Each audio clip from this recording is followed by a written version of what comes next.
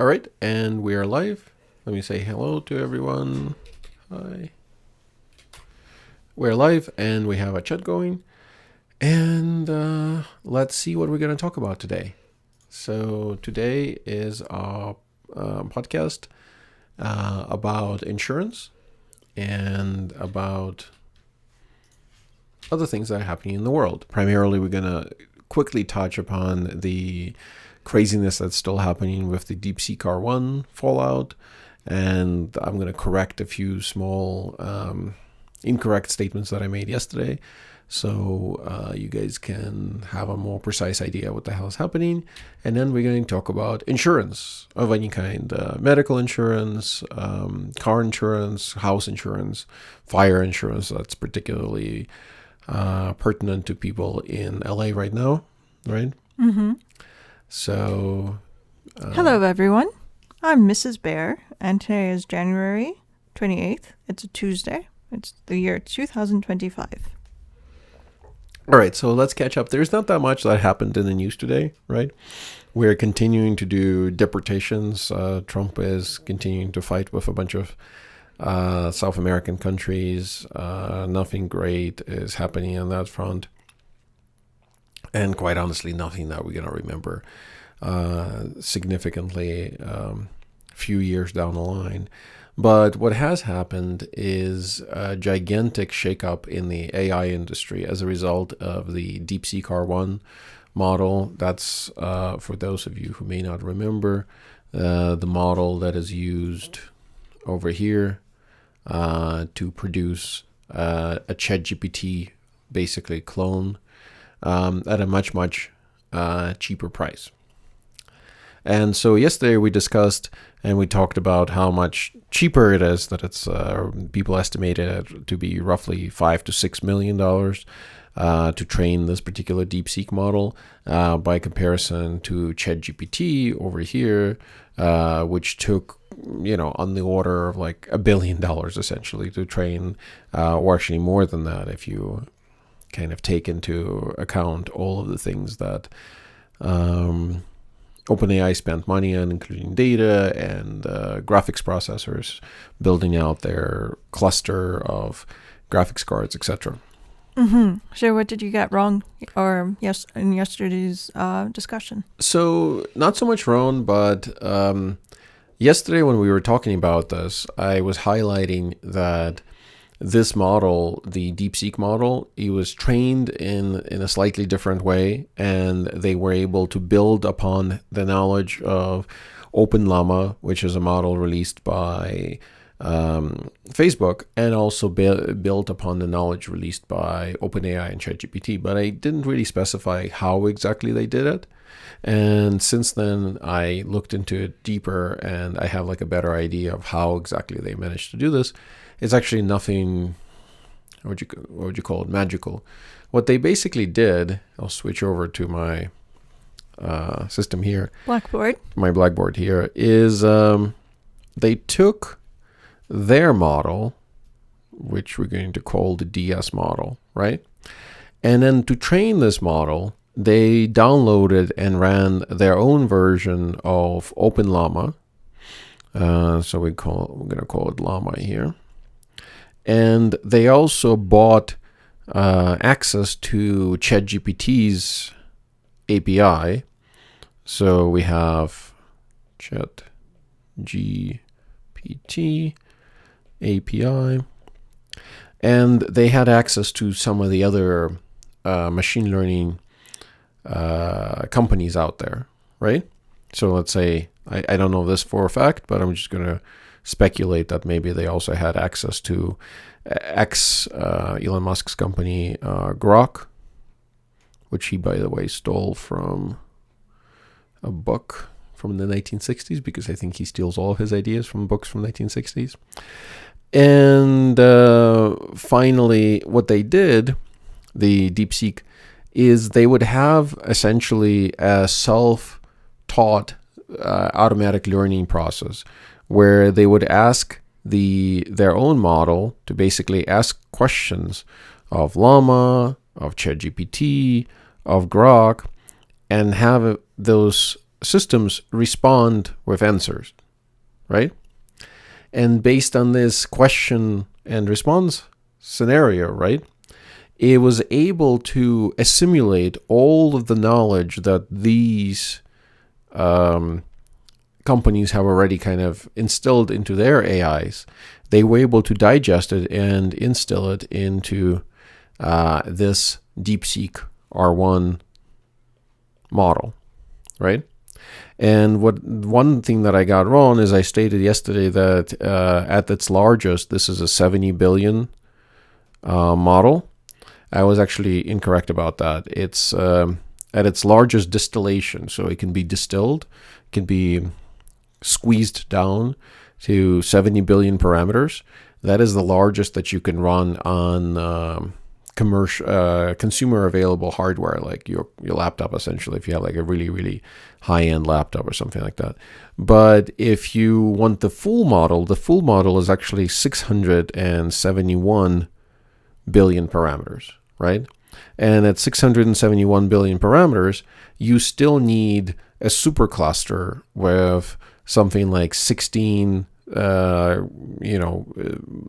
graphics cards of the 4090 series, or at least 8 graphics cards of the NVIDIA like A100 series, in order to be able to operate the full non-quantized model of DeepSeek R1. So we're still far away from this being able to run on any old hardware, contrary to what the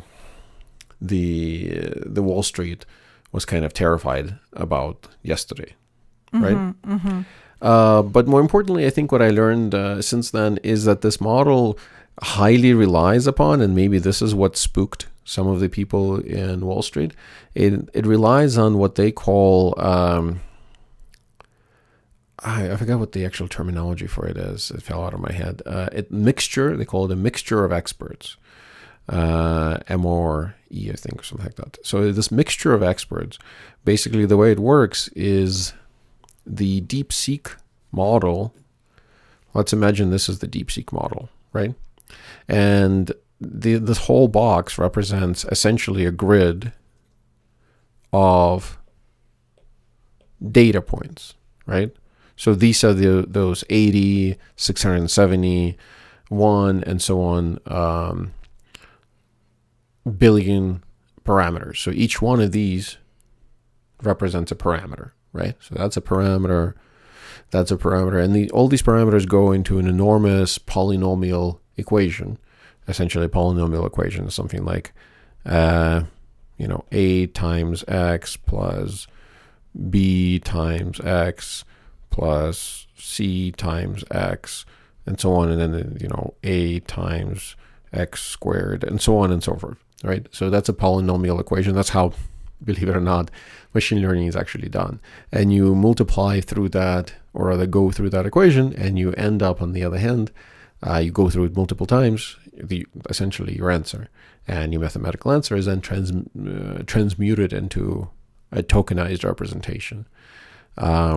So like token number 4,567 may stand for the word high, and so on and so forth. So let's erase this quickly. So what DeepSeek did that was quite innovative and different from other companies is they have this gate network at the very beginning on the ingest of their model. And as the new data comes into the model, the ingest network decides which section of this overall model will the data go to. So let's say it's a mathematical data. So it goes to this section, which represents the model's math reasoning capabilities, right? Or maybe the data that comes in is textual data, and it needs to be spell checked and corrected, and so on and so forth. So this information goes to this portion of the model. Does this make it more energy efficient as a result? It makes it both more energy efficient and also more compute efficient. Mm-hmm. The reason why it's more compute efficient is you can remember that polynomial that I was talking about. Yeah. So it's ax plus bx and so on and so forth, right? And that includes all of these cells, all of these parameters. So anytime you do any kind of operation on the data, Mm-hmm. you have to perform that operation on all of these parameters, Mm-hmm. right? Let me get so like on all of these parameters, you have to perform the operation. What DeepSeek figured out is, well, if we're only talking about a math question, and if we only need to solve a math question, then we only need to address these parameters, because these are the parameters, let's say, that are responsible for our math knowledge. And this is all automatically kind of organized by this layer right here. Mm-hmm. And if we So the layer is like triaging people, like this goes to this segment. Exactly. Okay. And as a result of that, now all of a sudden you don't need to perform mathematical calculations on all of these data points, right? So all of this, like 2/3 of the model. In fact, what I learned is, even though the model itself is, let me add another. So the model itself has 371 billion parameters, right? But at any one point, it only processes up to 37. I guess it's like 1/10 billion parameters for every forward propagation. So forward propagation is every time you do a prediction, every time you generate a word or token from the model, right? That's called forward propagation, right? Mm-hmm. So every time it forward propagates, instead of processing the full 600, like all of these parameters, right? Instead, it only processes the parameters that are necessary for its answer. Mm-hmm. And that essentially cuts down the load on the network by 10 times, right? So if instead of 671, I misspoke here, so it's not even, let me correct that. There you go, 671. So it's like 1/5, I'm sorry, not 1/5, 1/20th or 5% of the actual parameters are only used at any one time. And all the other ones are left kind of idling, essentially. And the reason why this is beneficial is because what this means is it takes less compute for this model to even compute an answer by comparison to something like ChatGPT. So ChatGPT, by contrast, has 1 point something, let's just round it up to 1.3 trillion parameters. So that's 1,300 and something billion parameters. So about twice the size of the full network, right? And when ChatGPT needs to generate an answer, it runs all 13 billion parameters. Whereas when DeepSeek needs to generate an answer, it only needs to run and do calculations on about 37 billion parameters. Does that necessarily mean that DeepSeek gives you back a response faster than ChatGPT? Well, ChatGPT has a larger cluster of graphics cards backing it up, so that's hard to say. But on similar or on identical hardware, yes, DeepSeek would be true. DeepSeek would perform. It wouldn't perform quite as much better as it might seem from these numbers. So if we look at these numbers, we say ChatGPT requires 0.0 billion parameters, so 1,300 billion parameters, right? Okay. Or 1.3 trillion parameters. By comparison, the DeepSeek model requires, let's say, 40. I'll just round it up, billion, because I don't remember if it's like 37 or 36 or 31, something like that. Let's say 40 billion parameters.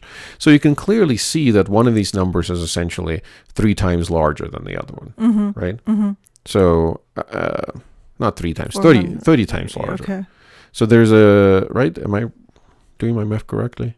There's a 3x difference between 400 and 1,300, right? And then 10x less difference. than 3x, I would say. Well, 400 times 3 is 1200, right?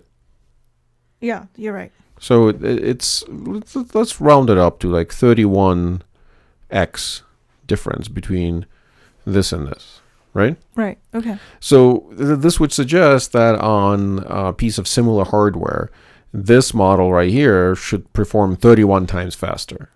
But we won't actually see it on identical hardware? You will not see it on identical hardware, primarily because even though, if we go back to our previous graphic, even though over here, we only processing this amount of data, we need to hold all of this data in memory.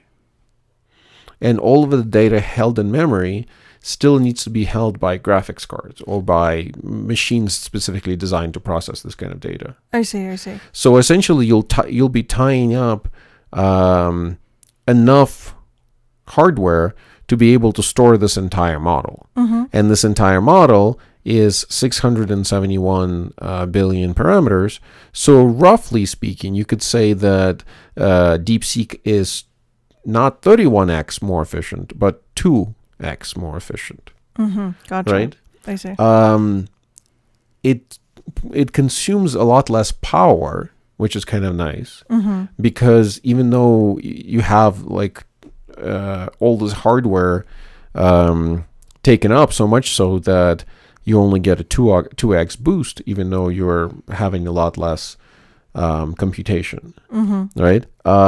You're consuming a lot of hardware, but that hardware doesn't have to be going full speed, full out 24/7. So as a result, you consume less power. If you create more clever load balancing strategies, where, for instance, one portion of the model can be doing a mathematical answer for one person, and another portion of the model could be doing like a more textual based answer for the other person, then you can do better hardware utilization, and you can get to a higher than 2x advantage, Mm-hmm. right? Mm-hmm. But having talked through all of this, it's important to still recognize that what DeepSeek showed is not necessarily that OpenAI and Llama with Facebook's Llama and stuff are doing things incorrectly. What it's doing is it's using those resources to train on. Yes. Now we can train on itself and try to make itself even more condensed, right? Right. Yeah. But essentially, an instinct for some people is to say, oh, well, these people wasted money and these people did it so much more efficiently. Right. Yeah. But I would say the counter instinct to that is what these people did is they did something for the first time, which allowed DeepSeek to then use their work and do something a lot more efficient. So, in other words, OpenAI created the original recipe, or Llama created the original recipe, and DeepSeek just simply... Facebook, by the way, makes Llama, yeah. Yeah. Meta, yeah. DeepSeek simply copied the recipe. No, they came up with their original recipe, but it's like these recipes right here required you to create maybe some underlying access to some underlying resources or some underlying ingredients, I guess.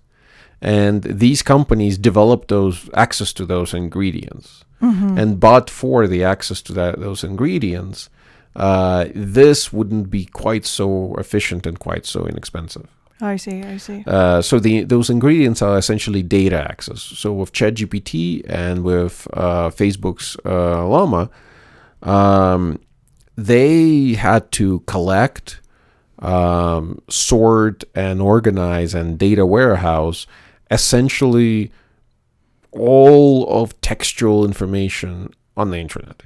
Mm-hmm. Right? Mm-hmm. Like these models right here, like the ChatGPT model and the Llama model, are essentially trained on every single piece of publicly available data available on the internet. That's tokenizable, meaning that it's text or some kind of idea representations.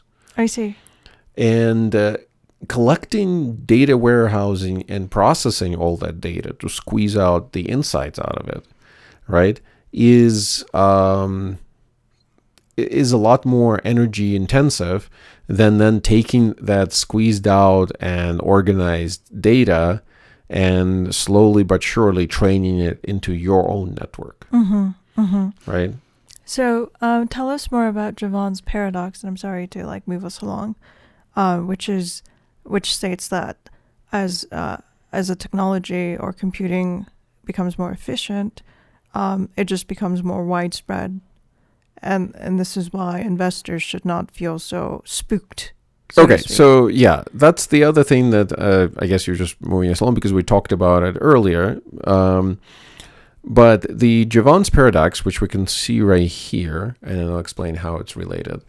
It was by this mathematician and economist, I think he was, doesn't matter who he was, but he basically showed that as if you have an elastic demand, so most things have an elastic demand, right?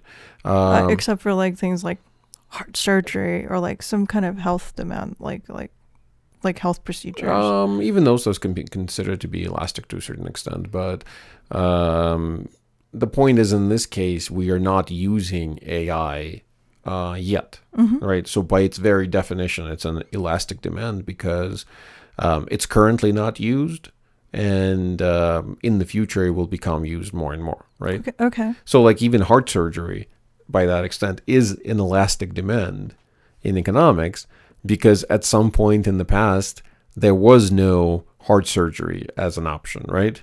And now we do have heart surgery as an option. Oh, I see. You're really taking it over a long run. Well, not just in the long run, because even in the world right now, in today's day and age, there are some people in the world who cannot afford an open heart surgery, right? And as a result, there will be no open heart surgery provided to them. And as a result, they will die as a result of not having open heart surgery. And yet, nonetheless, even though their demand for it is quite inelastic, it's not provided to them because it's too expensive and they don't have the economic output capable of compensating for that effort. I see. At least in the way our economic system is set up right now, right? So everything, generally speaking, is an elastic demand, and some demands are more elastic than others. So demand for AI right now is very elastic because, well, we don't have it, and we continue to live without it, right? Yet, in widespread, we have it in narrow applications, but in widespread. And what the Javon's paradox says is, as the cost of AI, for instance, of heart surgeries, right, goes down, right? We're looking at a graph where on the x-axis we have the quantity demanded. Well, people can just turn just in case they're just listening to us, and Okay, well, and on the y-axis, I'm sorry, we have price. That's all. Okay, so the point is that as the price per unit of a particular heart surgery or AI task goes down, the paradox suggests that the quantity which the market demands will go up. And that makes sense. So if cars are very, very expensive and it takes you an entire year worth of productive output to be able to generate enough money to put a down payment on the car, because an average car costs, let's say, $200,000, and an average person makes, let's say, $50,000, right? Then very few people will be relying on buying a brand new car. And as a result, very few people will be driving cars, and only the very rich will be able to afford to buy cars. I see, yes. But as cars become less and less expensive, more and more people can afford to buy cars. I mean, I think a much more visceral example in this is if any of our audience remembers the original cell phones. The original cell phones back in the 80s would cost you anywhere between $3,000 to $4,000, and then the service would cost several $100s per month, right? And only the very, very, very rich people could afford to get themselves one of those car phones, those gigantic phones that used to be inside your car. But what's important is the companies that manufactured those car phones, even though those car phones were very, very expensive, right? Those companies were not multi-billion billion-dollar companies who were the richest companies in the world. Mm-hmm. And the reason for that is because very few people could afford these fancy car phones. So yes, each individual car phone would cost a tremendous amounts of money, but you couldn't sell that many. And as a result, you just couldn't make that much profit operating a company like that. Right. Yeah. Right? But as phones became less and less expensive, to the point where with nowadays, pretty much everyone, including children as young as like 5, have phones, and they have smartphones. Right, yeah. They have sophisticated phones. And as a result of that, you would say, oh, well, clearly electronics is so cheap now that you can't possibly make any money in it, right? And yet, Apple and Samsung are some of the largest companies in the world. In fact, I think Apple is the largest company in the world by market capitalization. And it's all on the back of these relatively inexpensive, by comparison to their yesteryear, devices. Right. And their margins are still 50% plus. Well, but that's separate. Right. So with AI, we're headed in the same exact direction, where right now we're like right here. It's very expensive to do AI. It's not super duper helpful, and it's pricey, right? So as a result, the quantity of AI, it's not applicable to all situations. It's only applicable to high-end situations, right? Or situations for which it's trained and in which it's efficient. Okay. But as the cost of AI keeps going down lower and lower and lower, you might find yourself that maybe it's no longer cost effective to have to train your people to use a particular piece of software, for instance, and it's easier to just replace that piece of software with a piece of AI software where the users just tell it what they want and it just does it for them, right? And then later on down the line, you might find it that just like right now, it's cost effective to put little microprocessors inside greeting cards that you open the greeting card and it sings you like a song, right? Maybe 20, 25, 30 years from now, it'll be cost effective to put an AI chip inside a greeting card that when you open it, it tells you an original story from scratch based on some of the things that the person told the card about the recipient. Or something not nonsensical like that. Or it just like recognizes the person and sings them a song, but uses like an AI-driven voice to do so, as opposed to a pre-programmed, pre-recorded voice. So as things become cheaper and cheaper and cheaper, just more and more applications end up being available for that technology, because it becomes economically cost-effective to do it. Right. The overhead cost becomes smaller and everybody widely adopts it because as costs go down, regular adoption people, goes up. Yeah. And this is why... Or demand increases. And this is why, because of the Johan's paradox, I think that the drop in the price of NVIDIA and Broadcom and Micron and a bunch of these companies that essentially provide... hardware to run AI on, not the AI itself, that sell-off is completely unjustified and makes very little sense.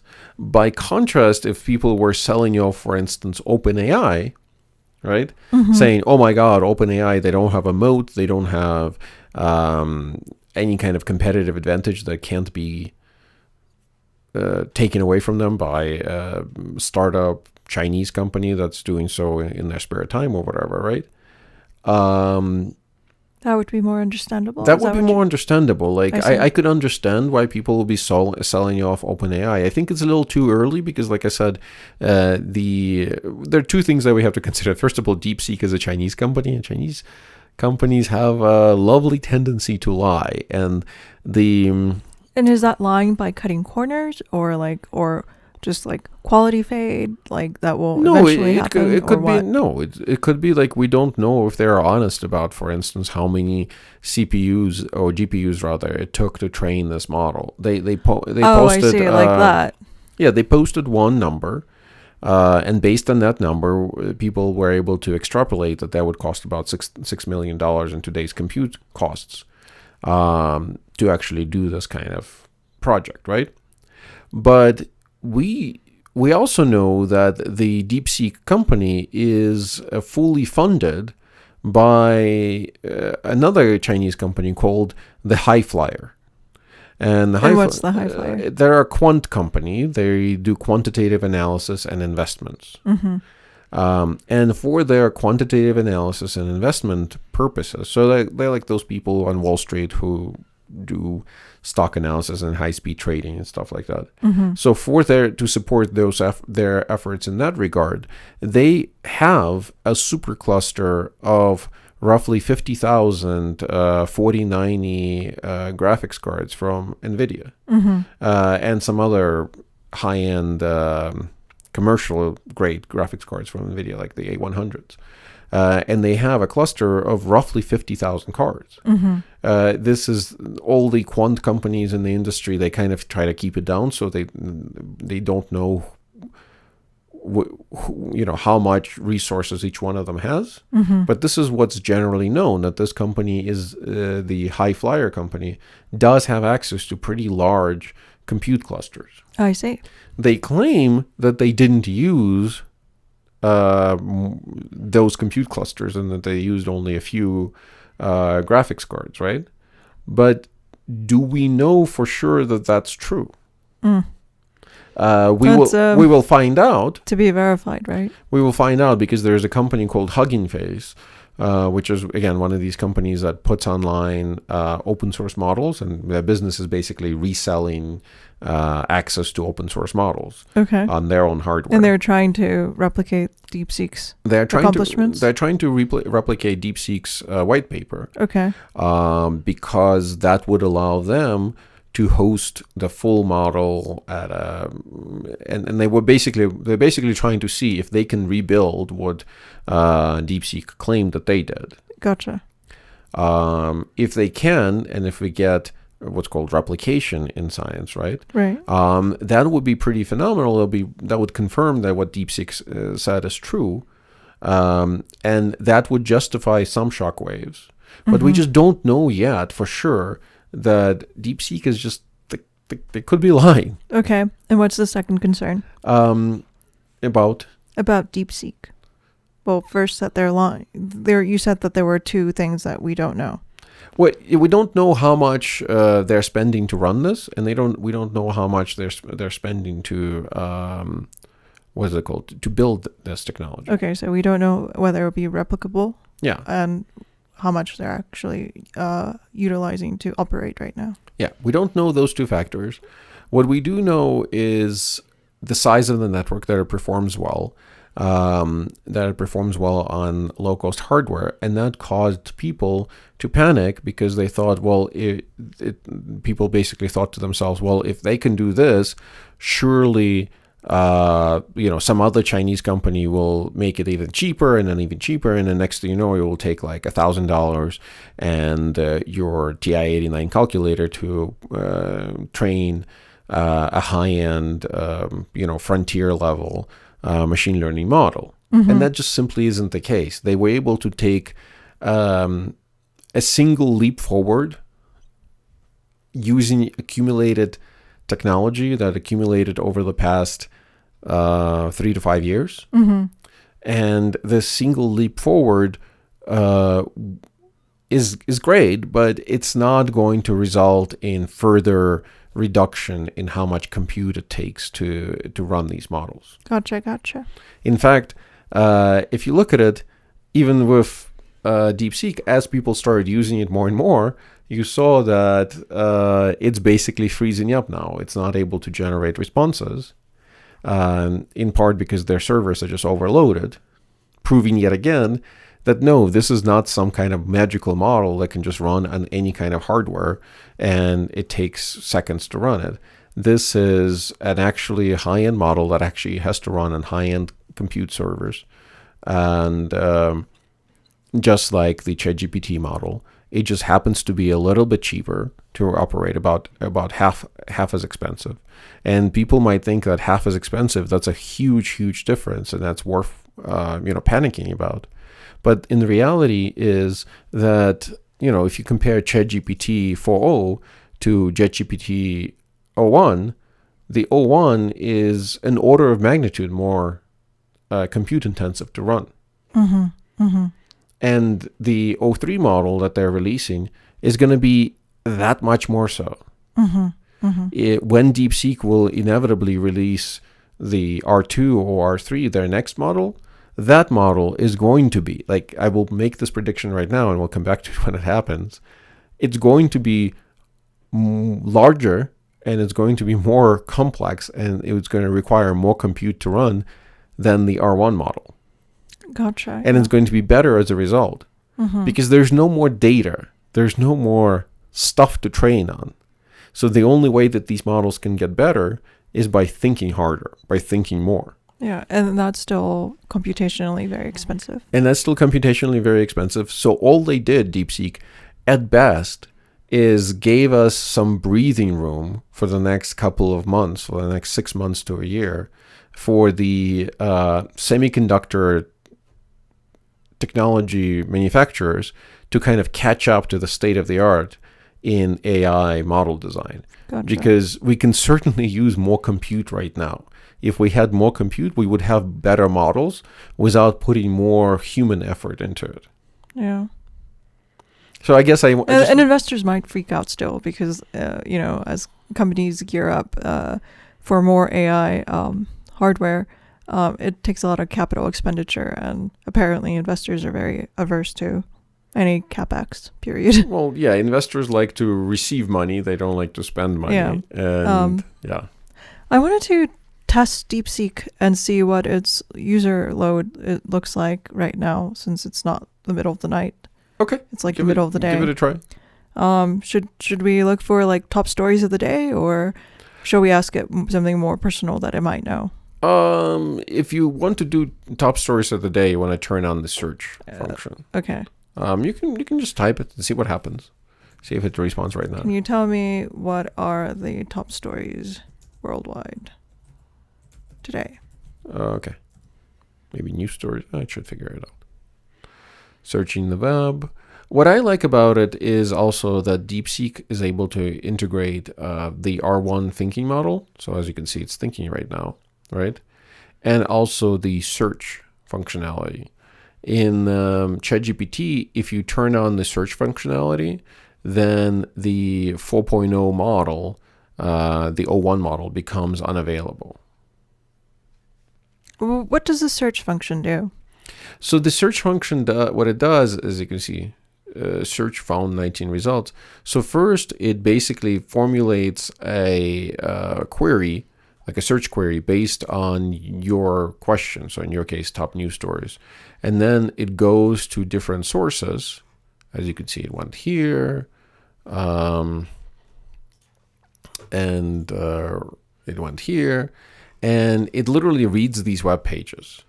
So before starting to answer you this question, it went through 19 websites, so like all these websites. It read the top stories or the cover pages of these websites, and then now it's summarizing that information for you. Mm-hmm. If you have the search function turned off, then what it will do is literally look inside its memory for like, what is the latest news that I remember, like when I was trained. I see. Right? But it won't pull in additional information, new information. Gotcha. What's a little frustrating, for instance, with ChatGPT, even the paid, like the pro version of ChatGPT, is if you turn on the search functionality where it pulls data from for additional content, essentially, from the intranet, then you are not able to turn on their O1, DeepThink. The reasoning model. Yeah, their reasoning model. In that case, it's O1. Here it's R1, but same idea. You're not able to turn it on, so it's not able to do this thing where it searches and then processes the data like this.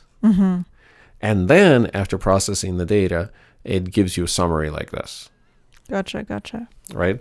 Well, let's actually see how well it did. So, escalating crisis in the Democratic Republic of the Congo.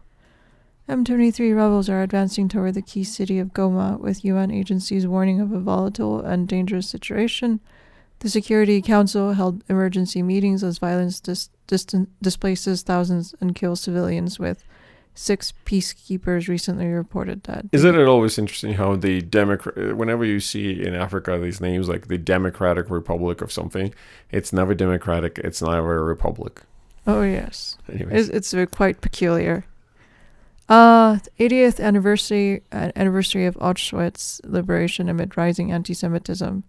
The UN wonderful. commemorated the 80th anniversary of the Holocaust, emphasizing the urgency of combating surging anti-Semitism, particularly among younger generations. Survivors shared... Oh yeah, look at that. No, it was definitely a Roman salute.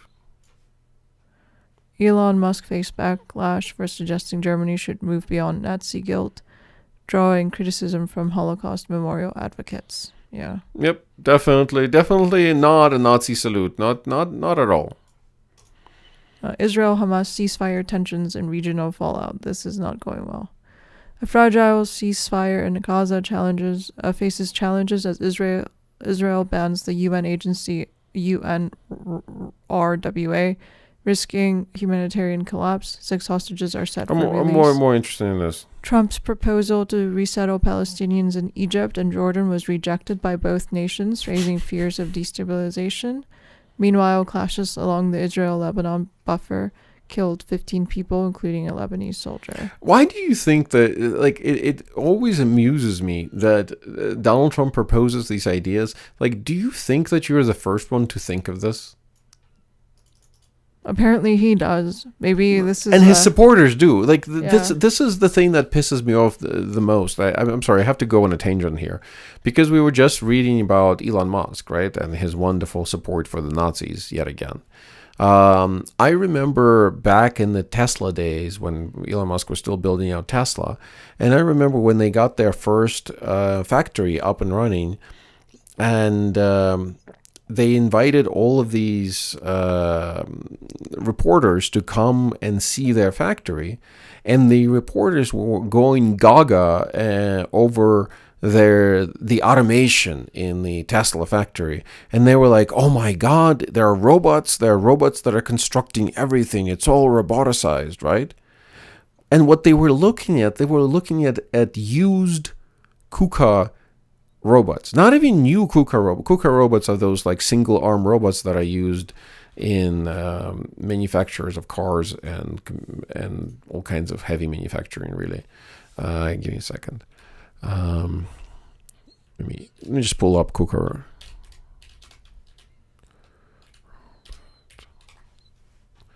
Okay, so there they are. I'm sure you've seen them all over the place. These are the KUKA robots that they have. This is how they look in production. This one is like moving some kind of dealio there.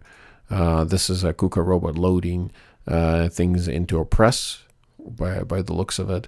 So these orange arm robots, here's one at a KUKA robot at some kind of factory, but this is a like car a factory. vehicle factory, yeah. This is how every single fucking vehicle assembly factory looks like. Like, this is how they all look like. This is how Mercedes looks like. This is how Honda looks like. You see how like these guys over here have nice organized trays here in the back, and they're setting up these robots, and then these robots like work on the assembly line as cars go by, right? This is the standard for every single car company out there. But it has been since like the mid to late 90s, right? Mm-hmm. But the people who went to Elon Musk's factory were not industry specialists, were not people who ever report on other car manufacturers, were not even people who ever been to a fucking Ford museum and went on their factory tour. Okay, they're desk jockeys. They were regular desk jockeys. He specifically picked them out, Gotcha. Who didn't know anything about it. So they walked away saying, "Oh my God, Tesla is like in the future yeah. And everybody else is still basically assembling cars there by hand with screwdrivers and hammers and something." Or something. And the reality is that this was the standard for the industry at the time, and that Tesla was not doing anything at all that was kind of unique or different. They were just like literally following industry standards.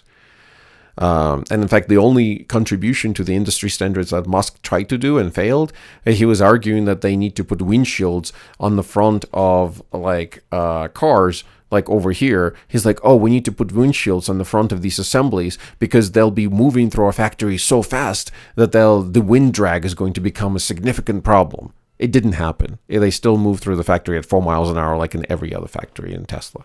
Wait, he wanted to put windshields on what? You see, let me find a better picture. You see how there is a car right now being assembled by these KUKA robots? Yes. Right? Yes. Let me see if I can find the same picture, but from... on that same grid on the right, all the way on the right. You have a mouse too. Oh, I'm sorry.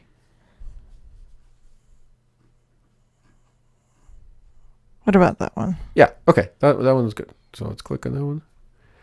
You see the sled right here, right? Gotcha. You see this is a Volkswagen very clearly. This is used on Volkswagens, on Mercedes all the time, right? On Toyotas. So you see the sled that it's attached to?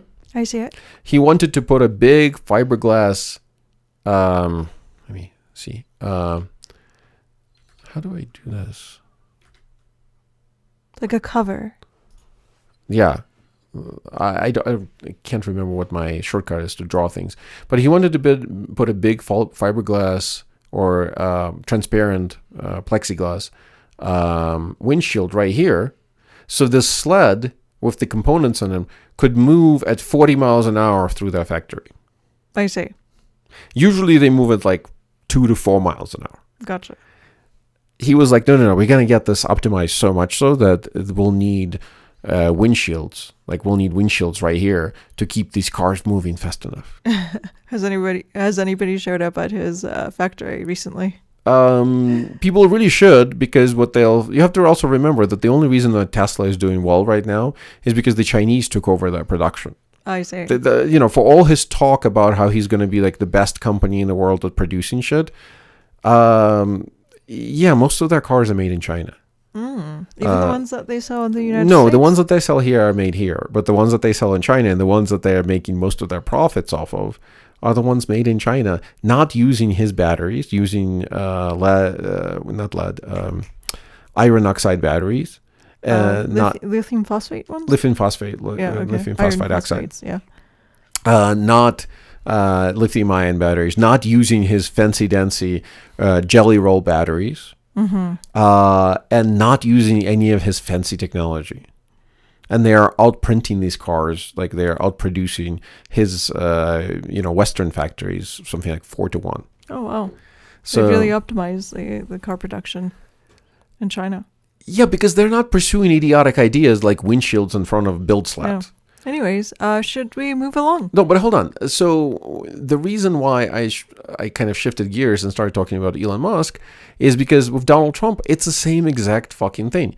He comes up with these genius, quote unquote, ideas that have been tried by other people before. By responsible adults before him? Yeah, and then it either works out, in which case he walks around like, a puffed up turkey screaming about how awesome he is, or it doesn't work out, and then he just blames everybody around him, just like Elon Musk does. But in reality, there's nothing original about it. Like, oh, did you figure out that we should resettle Palestinians in Egypt and Jordan? Well, did you fucking know that we've been trying to do that since, the war of 1960s? Yeah. And it always has failed? I think it comes to him as a surprise because Because it's new to him. Yeah, it's like, new to him. Anything that's new to him is a wonder and a marvel to him. Anyways, okay, so let's keep going. But that was my way of shading on Elon Musk and Donald Trump, because they do both share this quality of coming up with pretty obvious solutions and then wondering why people haven't implemented yet, completely overlooking some really obvious problems with those solutions. Oh, what does Donald Trump and Selena Gomez have to do with anything, with one another? I saw that on your Different Ghost story today, and Selena Gomez was posted this video of her being upset at the fact that the people who are being deported right now are being treated poorly. which they are, and then she was all crying about it and stuff like that. And people were making fun of her, saying, "Oh, boo-hoo! Why should you cry?" It's the same people who also now coming out and saying that no, Jesus never wanted you to be compassionate to everyone. In fact, in the Bible, it says that being compassionate is a sin. It's actually sinful to be compassionate. Jesus teaches you properly that you should hate those who are nice towards people you don't like. I see. So if somebody is being compassionate to somebody else and you hate that somebody else, you should hate the person who's being compassionate to them as well, because Jesus told you so. This is what Christian nationalism in America is right now with Donald Trump in charge. But I don't think it's even just Donald Trump. You see it here as Elon Musk. Like, oh no, don't feel guilty about Nazism. There's nothing wrong with Nazis. I see. Just like this asshole, like this fucking Nazi basically sympathizer himself. Yes. Oh, wow. It's just terrible. Like, these people are insane. And they're in the public eye, and they're really proud of being monsters, basically.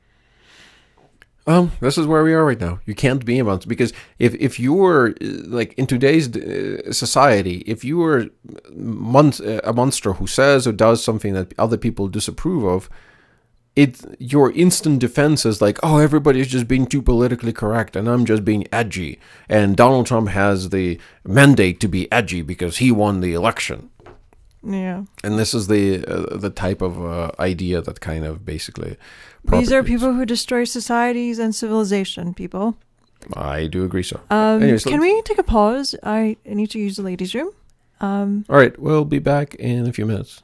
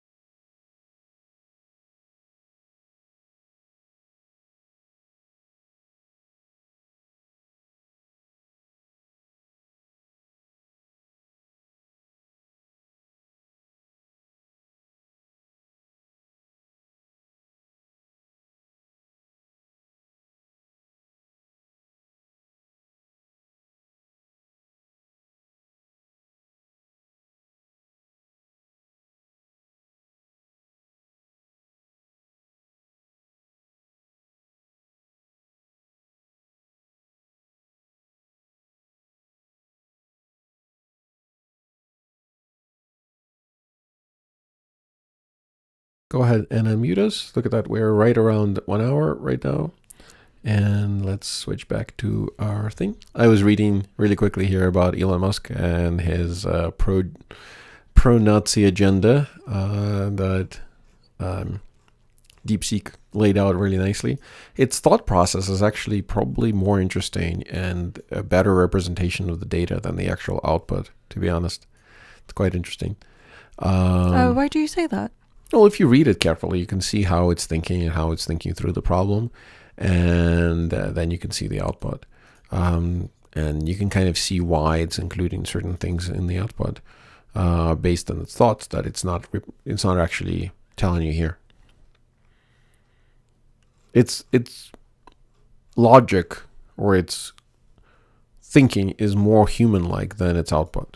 That's basically Gotcha.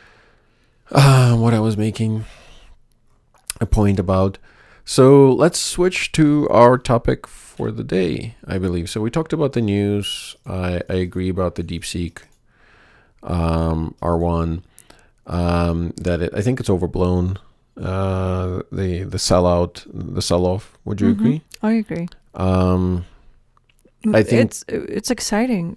Basically, DeepSeek is, in a way, very exciting, and this year should be a very exciting year for artificial intelligence in general. Yeah, and DeepSeek is really exciting for one main reason, that it's just completely open source, which allows people with some resources, but like smaller amounts of resources than somebody like Facebook or other multi-billion dollar startups. Yeah, to jump in. So now you can be a startup with like a limited funding, with like a $1 to $10 million funding, and you can take the DeepSeek R1 model and you can improve upon it and release something of your own and start commercializing it, because it's released as open source and as MIT licensed open source. So as a result, you can start making money off of your DeepSeek R1 model modification or improvement upon with very little startup capital. And that's very exciting. That's very cool. So the other thing that we wanted to talk about is, in light of all the fires that are happening in Los Angeles, they're kind of finishing up right now. But now that we're going to be rebuilding those houses, there's going to be a huge question about insurance. How do you insure houses in an active fire zone? And a lot of insurance companies are leaving LA and Southern California in general because of this.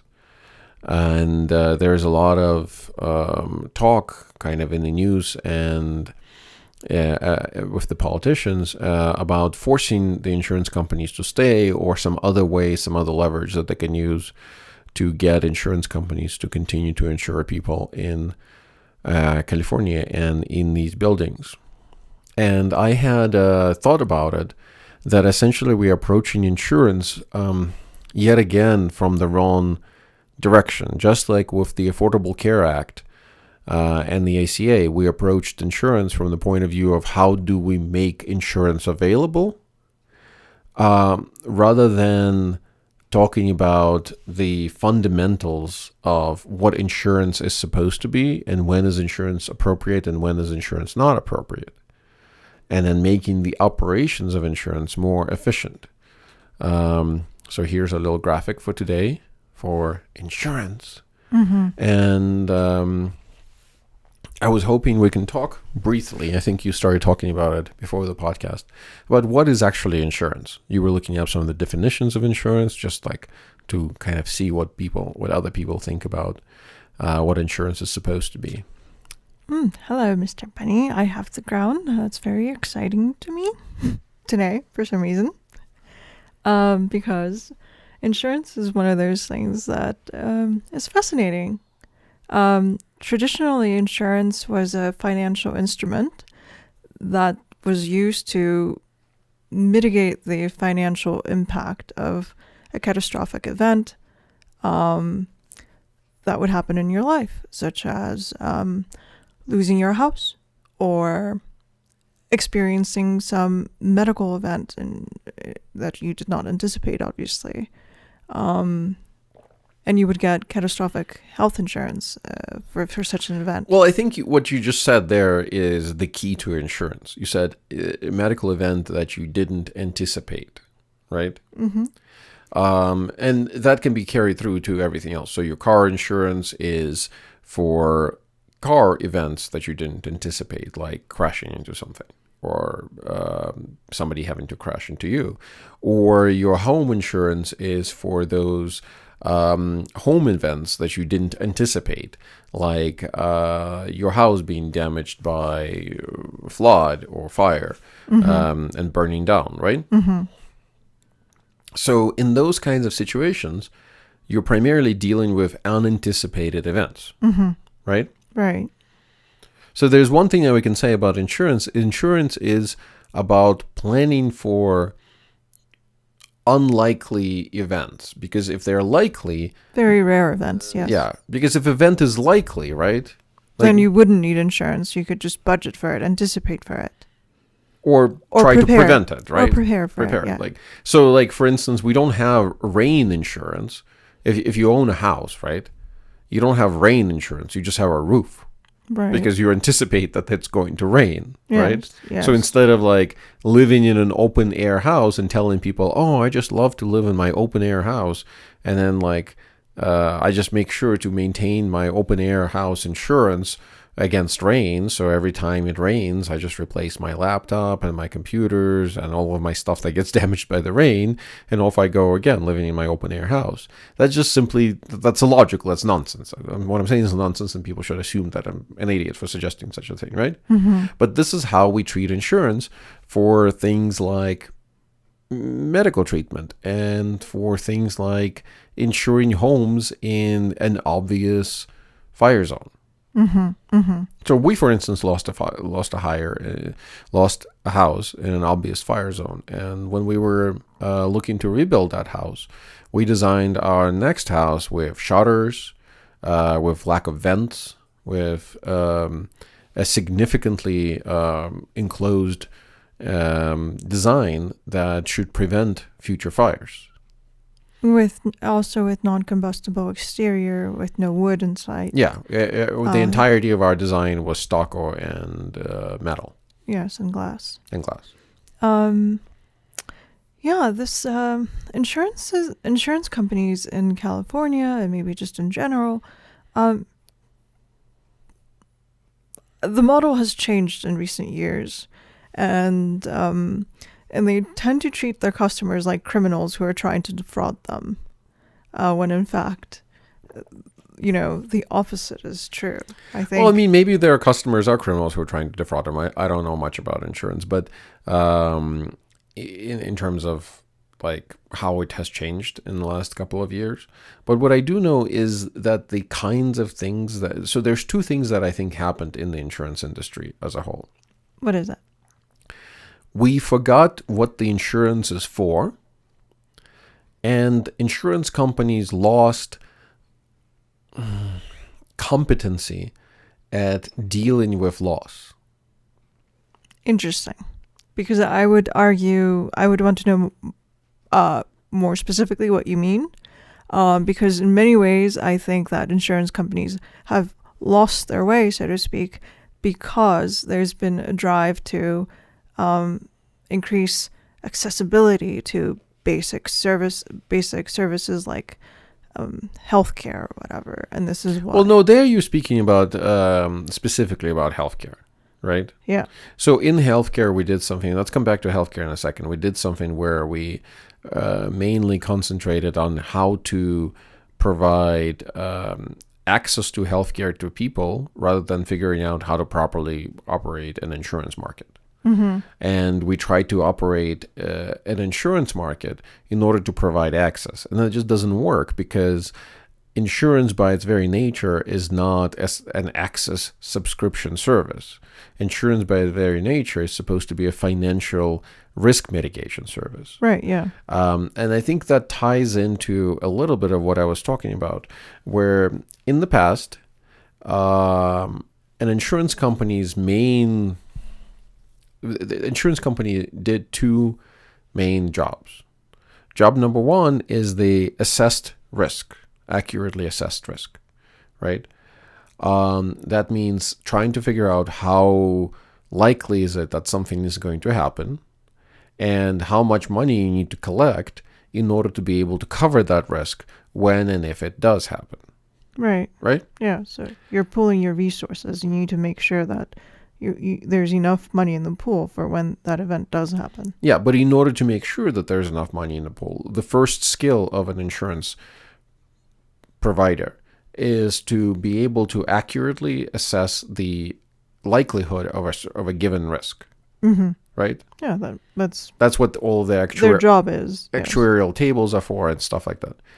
Most insurance companies no longer perform that task well.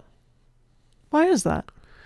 Because of the second aspect, that insurance companies have switched from accurately. So I'm sorry. The first job of an insurance agent or an insurance provider is to accurately estimate the risk. The second job of an insurance provider is to effectively mitigate the risk, right? So what does it mean to effectively mitigate the risk? You could give us an example. Well, in some instances, it might include requiring your customers to do some testing, like, for instance, in medical care instances. But I'm thinking about it more like in the situation with automotive, with cars. Mm-hmm.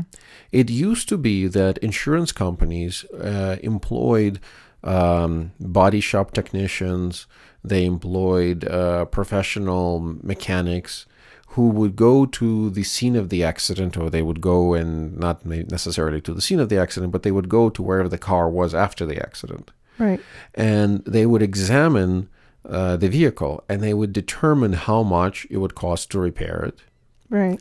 How much the parts would cost to repair it, how much the labor would cost to repair it. And they would be skilled at figuring out how to get the car repaired at an inexpensive price point. Oh, that requires some skill. Yes. But as an insurance agency, as an insurance company, that was essentially your job when it comes to automotive insurance. Mm-hmm. You needed to make sure that you can repair things like fender benders, like bumper crashes and things like that effectively. Mm-hmm. In the automotive industry, what has happened in the last 10, 15 years is cars became less and less repairable as they became, as the newer cars came out, because they have more and more integrated components. So, for instance, it used to be that if your window would go out, right, in your car, it would be one of two components. It would be either the motor that makes the window go up and down has failed, or maybe it's the button that operates the thing that failed, right? In the 1990s and stuff, it could have been also maybe some of the relays that at that point would move the window up and down could fail, right? Nowadays, it's all an integrated unit, right? So the buttons that control the window, they're not simple buttons where there's like one button for the left window, one for the right window, one for the rear windows, one for each, and so on and so forth. This is all an integrated unit that has like a microprocessor, and the inside you press a button. That microprocessor reads the button and then sends a signal about which button you press to a central computer system that then sends that signal to a special, essentially, power control box. And that power control box applies some power and moves the window up or down, right? Right. And as a result of that, where it used to be that in order to repair something like a broken window, you would either replace the motor or the buttons, and the whole thing would cost you some amount of money. Now it costs a lot more money, like orders of magnitude more money. Because now you're replacing chances are what usually breaks down in this scenario is actually that control board, that power distribution board. And those power distribution boards, they usually plug into like every other component as well. So they also control your heating, your power seats, all this other crap. So you're ripping out one very large module and you're shoving in another very large module to fix the problem. And as you can imagine, that's not very economical by when you compare it to, for instance, replacing a window motor or a button. Right? So cars have become, I wouldn't say they do more. The cars do about the same amount, plus some AI driving stuff, right? Okay. But they're far more complex in terms of repairability because they're kind of not made to be repairable. I see. Because of all that integration and clustering. Yeah. It's more difficult to repair. It's funny because I would imagine that these control boards would be definitely more expensive. Like, I would guess that that's the case. But at the same time, they would be easier to remove and like replace. Unfortunately, and I have a friend who's a mechanic, and he says that no, it's on top of them being more prone to failure because basically solid state transistors for some reason have a tendency to fail more often than just buttons. And these Maybe cars, it's all that vibration that they experience. Maybe it's that. Maybe it's just poor design in the electronics. Who knows? But the point is, when they do fail, those modules are sometimes buried. Like, so sometimes you have to remove the dashboard. Sometimes you have to remove the seats to get to them. They're not necessarily all lined up nicely underneath the hood where you just like slide it out and slide a new one in. In fact, if that was the case, it would make diagnostic and repairs a lot easier for them. Because he says that they would just be able to carry a bunch of different modules. If they all were just like slide in and slide out underneath the hood, and you would just be able to grab one off the shelf that's like a known good one, shove it in there, see if it fixes the problem, and then boom, you have a solution. Often enough, it's not like that because the module themselves might be buried underneath radiator vents, underneath the seat, underneath the glove compartment, or God knows where. I see. So someone needs to come along and organize these modules in a nice, tidy compartment. They're not going to, because the car manufacturers, they optimize for repairability during their warranty period. Yeah. They want to make sure that they're obsolete in the 5 to 10 years or 50,000 or 100,000 It's like my favorite, one of my favorite car YouTubers was talking about the lifetime fluids and transmissions, right? And he was saying how like all of these car manufacturers, if you go to their manuals or if you go to their websites or if you go to their representatives and ask them like, should I change transmission fluid in my automatic transmission? They will all tell you like, oh, it's a lifetime fluid. It's lifetime fluid. And then he says like, oh, ask them, what do they mean by that? What do they mean by lifetime of this transmission? And he's like, if you ask them, they'll say, well, it should last the lifetime of the transmission. I see. And then you ask them, well, what's the lifetime of the transmission? And the answer is like, well, we warranty it for 60,000 miles. No, their expected lifetime of the transmission is 60,000 miles because that's what they define as the lifetime of the transmission, whatever the warranty period is. I see. Right? So when they tell you, oh, don't bother, this transmission is sealed from the factory, right? They don't even put dipsticks in transmissions anymore nowadays. And they tell you this transmission is sealed from the factory. It has lifetime fluid in it. You never have to touch it for the lifetime of the transmission, right? Right. Most people are not asking themselves a critical question. What the hell do they consider the lifetime of the transmission? Right. Because to them, it's 60,000 miles. It used to be that the very first service on your transmission would be at around 60,000 miles. You get to around 60,000 miles. This is when you do a transmission or a fluid change or a flush. Flushes are not so great for them as it turns out, so you do a fluid change. But the car companies nowadays, they're like, oh, you don't need to do that. It's a lifetime thing. You never need to open it again. As a result, why am I going to bother to put a dipstick in it? Why am I going to bother to put a drain plug in it or something like that? Let them worry about it if they ever decide to change fluid in it. But the car manufacturers, they expect their cars to last the warranty period of the car and no more. Mm-hmm. Mm-hmm. We've gotten sidetracked. We have from our conversation about insurance. But here's the thing: okay. the car insurance company. If you ran a car insurance company that has to insure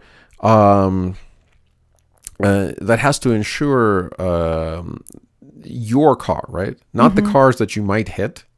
That's liability insurance. That's what we have, for instance, right? But some people also get the far more expensive comprehensive coverage that also covers their car, right? And what kind of variables do car insurance companies put into their equation to figure out whether or not they are going to, how much it would cost you to insure your car? Well, the replacement cost of your car. Exactly. They put the replacement cost of your car, the value of your car. Yeah. And sometimes they include things like the type of the car that it is. Like, is it an SUV? Is it a van? Is it a pickup truck? Because some of those have a higher tendency to roll, for instance, right? Right, yeah. And some of those also do more damage, so they have to up their insurance value if they need to insure you against you hitting somebody else, right? But the questions that they're not asking themselves is, how difficult is it to repair this car?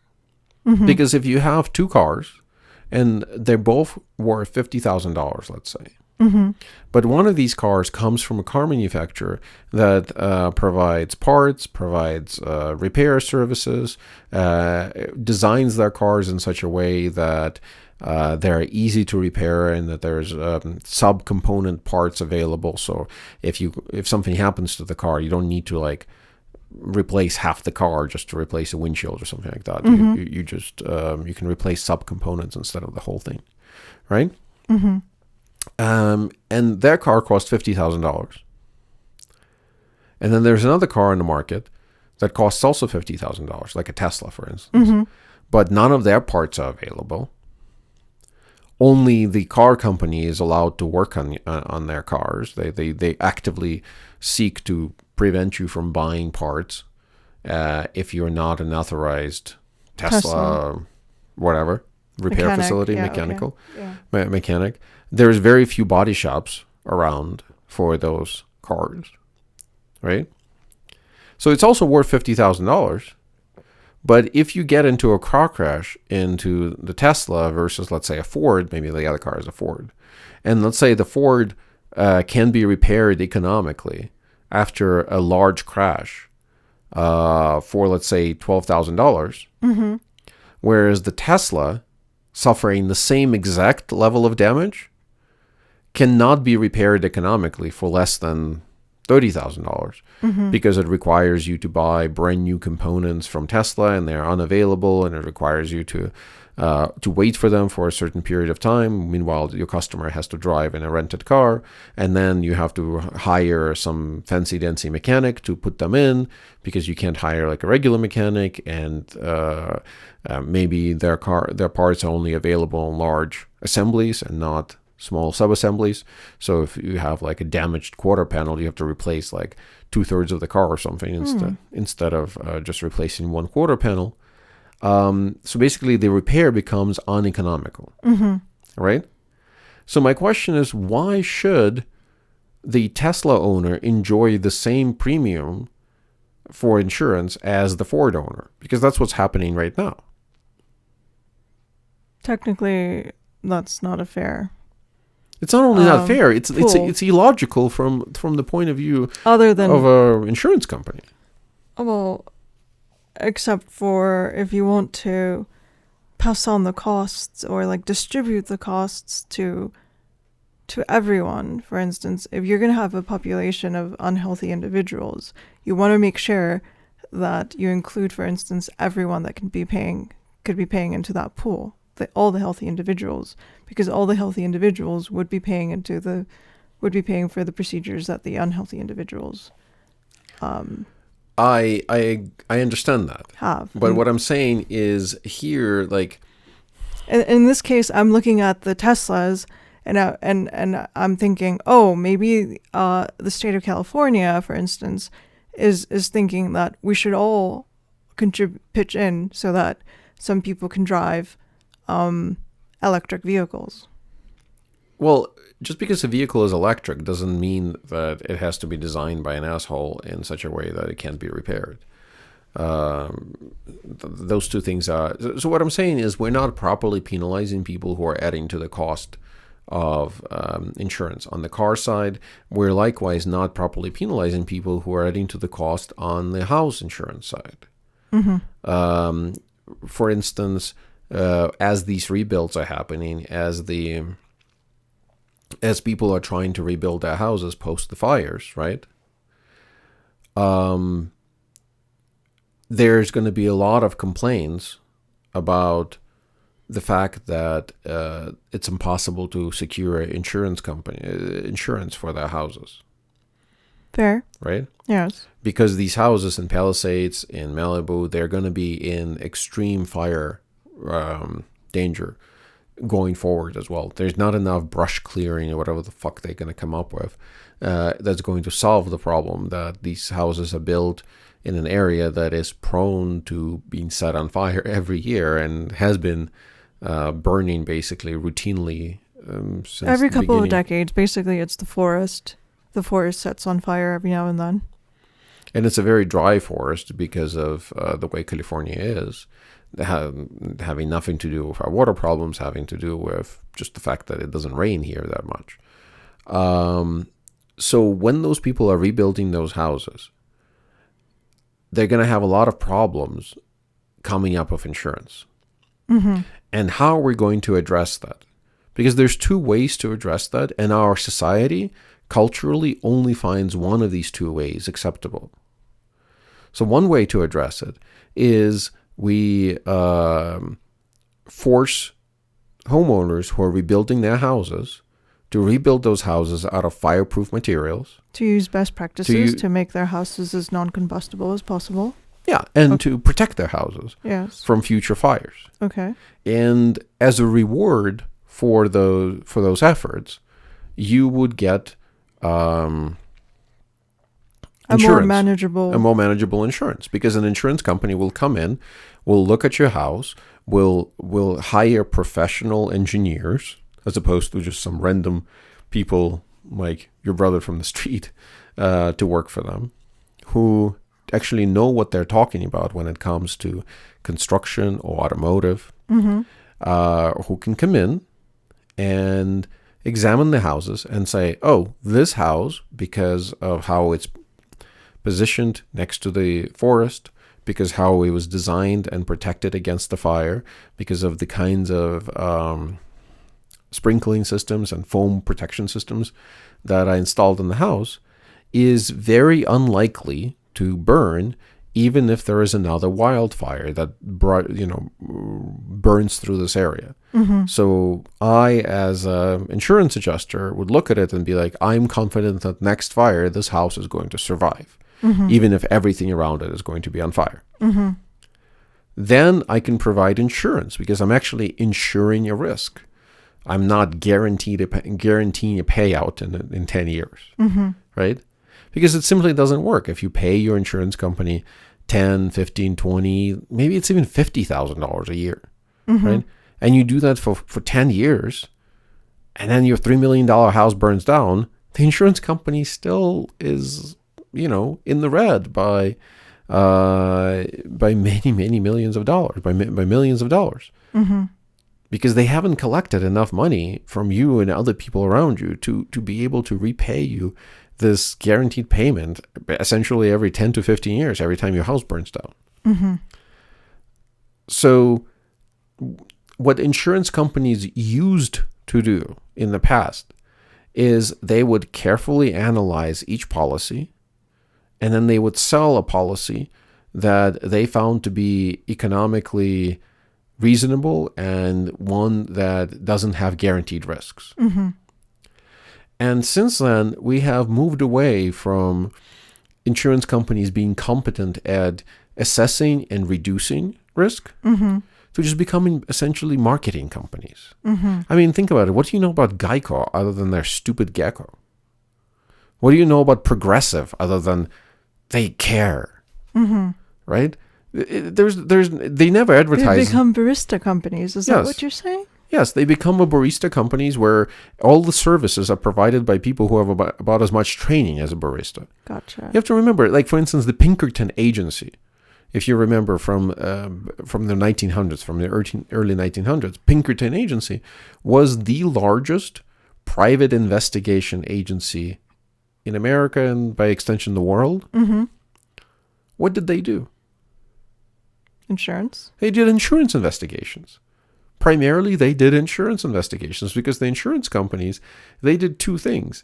They assessed the risk beforehand, and after the risk has occurred, they attempted to mitigate the risk by making sure that their own customers weren't burning down their houses, making sure that their own customers weren't sabotaging their cars and things like that, making sure that the wives of their husband customers weren't murdering their husbands in order to get the life insurance payouts and stuff like that. That was all established by the insurance agency, right? That's not something that insurance agencies do on a whole nowadays. They do it somewhat. So they're a shadow of their former self. Is that what you're saying? Because now it's like, it's politically icky to go and research whether a claim is true or not. We just better charge people enough so we'll be able to pay it off no matter what. So basically they right now are like a marketing agency whose job it is to convince you that you really, really, really need their service so that you would pay them whatever money they ask for it. And they don't at all compete on how good they are at things like, when was the last time you heard, like, for instance, an auto insurance company say, we're really good at figuring out automotive insurance fraud?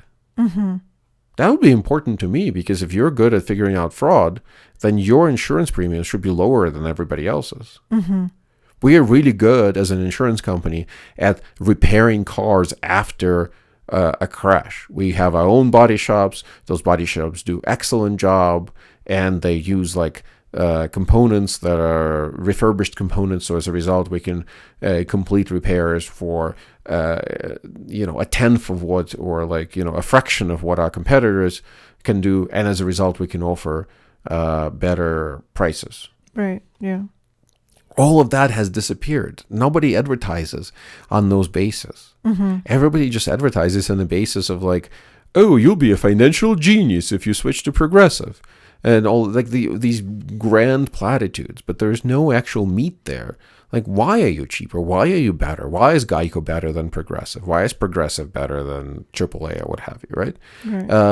They don't tell you anything about their actual business as an insurance entity. Everything that they tell you has to do with their customer service and their customer satisfaction and the intelligence of their customers and all of these soft things. There's no hard things. There's no we repair cars for 20% of what Progressive takes to repair a car. Or we can identify and prosecute this number of insurance frauds per year, and as a result, we have the lowest levels of fraud in the business and are able to offer the best premiums in the business. When was the last time you heard any insurance company talk like that? This is how they used to talk. Not at all. I haven't in my lifetime heard this, I think. But this really does bring up to my mind a question. If they have gotten bad at assessing risk and at mitigating risk, is it because they've gotten most excellent at return on investment, at pooling this money and investing it well so that they can pay out everyone? In part, yes. So in one part, insurance companies have benefited dramatically from the markets, the capital markets that we've been having since pretty much Obama took over. As you've noticed, the capital markets have done incredibly well by comparison to pretty much any of the regular Americans' lives, so to speak, right? if you have your money in the capital markets for the past 15 years, you would think that America is doing amazing, right? But if you go out and like look around and look at how people are living, the quality of people's lives has diminished a little bit, or at the very best stayed the same. And as a result of this, insurance companies, they simply, to them, at some point, it became far more profitable to obtain as many subscribers, as many customers as possible, than it was to be careful about their risks, because they were making such great profits from the markets, from the profits that they were generating from reinvestment of the money that they were generating through the premiums. Yeah. And because there was such growth in their investments, they basically became like glorified investment companies with their risk assessment and risk mitigation departments as being largely secondary to their investment and customer service department, because what the customer service department gets them is more money to invest. I see. So they just withered away. The risk assessment division just withered away. But if you think about it, an insurance company is not an investment company. We already have investment companies. Yeah. We don't need another investment bank. We don't need another investment bank masquerading as an insurance company. I see. We have investment banks. If they want to be investment banks, they can just be investment banks, right? But they want to be a risk assessment and a risk mitigation provider. Yes. They're supposed to provide that service. And they are fundamentally failing to provide. It's kind of like having a car manufacturing company that's just like really great at investing their customers' money and doesn't make any cars. It would be kind of silly. But that's exactly what's happening. Just like Tesla, for instance, is not a tech company. Insurance companies are not investment companies. And have they gotten a lot greedier over the years? Do they pay out what they owe, like all these claims that they have? Or do they withhold from these claims if they don't have proper fraud investigation departments? Well, yes and no. So, for instance, with this fire right now that happened, we're going to see exactly what happened, because a lot of this fire, a large portion of this fire, is or the people who were burnt out as a result of this fire. A lot of those people were insured by something called the California Fair Plan, which is an insurer of last resort. It's supposed to, like, for many years while I lived here, I was under the impression that the California Fair Plan was operated by the state of California. As it turns out, it's not operated by the state of California. It's operated by a whole consortium of like 300 different insurance companies. Nationwide insurance companies? Well, they're nationwide, but the reason why they get to operate this fair plan in California is because all of these insurance companies participate in the California market. Okay. So the only way you get to participate, or I guess California by default forces you to participate in this fair plan. If you want to operate within the state of California to provide any kind of insurance, you are obligated to also participate in this fair plan. Now, this fair plan is supposed to be a non-profit plan, meaning they're not supposed to generate any money from it, because the premiums in this fair plan are already very expensive, and they're supposed to be only as expensive as is absolutely necessary to cover the risk exposure of the plan. And right now it's going to be very, very interesting to see exactly what the fuck happens, because for a long period of time, this plan was actually operated not for profit, because that's a different legal distinction, but at a profit. Meaning the 300 companies that were forced to participate in this plan were all benefiting from this plan. They were all taking in more money from the plan than they were paying out in any kind of claims, right? And right now, only the plan itself, not the 300 companies, but only the plan itself is on the hook for, don't quote me on this precisely, but something like 400 plus, say $450 billion in insured assets. Mm-hmm. Meaning, if like the entire state of California was to blow up, the plan would owe roughly $450 billion. That's the value of all the assets under insurance. Okay. The value of the losses from the Palisades fires are somewhere right now in the $8 to $12 billion range. Okay. For the insurance, for the FAIR plan. Okay. That's not like overall. That's just the houses that were insured by this FAIR plan add up to like somewhere in the region of $8 to $12 billion. They haven't assessed it precisely yet, but it's going to be in that region. Like let's take the low end mark of $8 billion. Currently on hand, the fund has something like $400 million. Oh wow. So they have $400 million in cash and investable like shit that they can pull out of the market. In order to cover the $8 billion, $450 billion of potential exposure. And at this stage in time, at least $8 billion in actual exposure. It's not clear how they're going to cover this. But are they just going to ask for a handout from the federal government or from the state of California? Probably from both. Yeah. And I don't think they should get any.